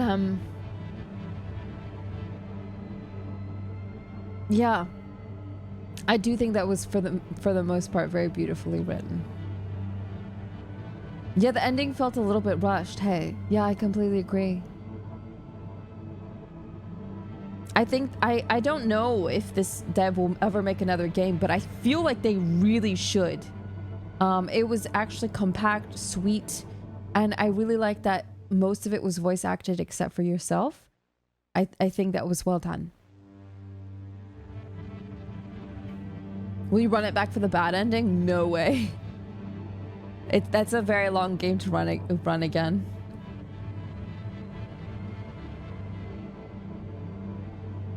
And Rissin, welcome back. 2 years! 2 years, dude! Welcome back. Thank you so much. I didn't like that. Everything was well for the character and she never gave up ever again. Hand wave PSA. Yeah, that's what it felt like.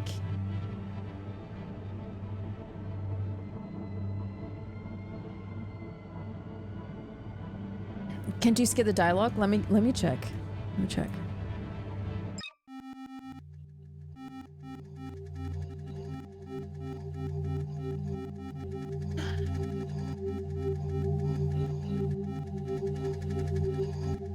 Here, don't get near Chewie.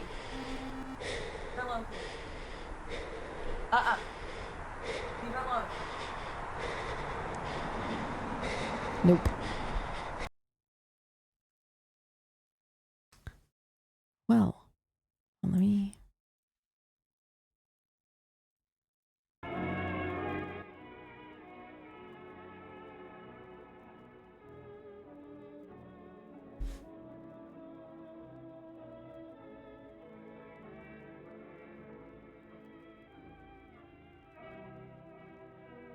Well, it's very late. I have a stream tomorrow. I promised I would play Supermarket Simulator. I need a stream with Grimmy. I might start the stream an hour or two later than usual, but maybe not. It just depends, but it's quite late for me now. But I will see you definitely at least 2 or 3 hours before the Grimmy stream. Thank you so much for spending time with me today. Admittedly, as fun as I've been having in all of my streams, I have been a little bit sad. So it was really nice to do an evening stream and do something together with you and beat a game together, depressing or not. But if you're from Rob's stream or Yuzu's, it's nice to meet you. And if you stuck around through the raids, thank you so much. I appreciate it. And Mia too. Mia! Thank you so much for the raid as well. I appreciate it. Man, you stuck around for a lot of it. Thank you. Thank you so much. Please go follow everyone who raided. I would really appreciate that. I will see you guys tomorrow bright and early for another stream. And I really look forward to hanging out with Grimmy. So wish best of luck. Grimmy raided too. How could I forget? But yeah, it's nice to meet you. I hope you come back. Thank you so much for a wonderful time. And get some sleep, because I imagine a lot of you guys are freaking sleepy or about to start your day. Onigiri just went live. I don't know why, but I'm just going to rate her because I haven't rated her in a long time, but ever since she moved to Japan. But again, I appreciate all of you. Thank you very, very much. Go say hi to Onigiri, and I will see you guys tomorrow. Mwah! Bye, everyone, and thank you.